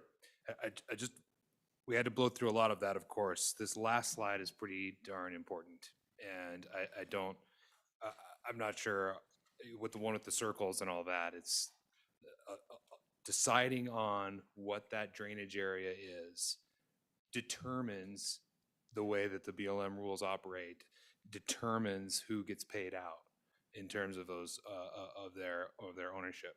And so that does create misunderstanding and some consternation on the part of private landowners. The more that I spend with this, the more that I spend with the APD rule, as Mr. Shaner was talking about, the more I'm convinced that there is no perfect way to do it.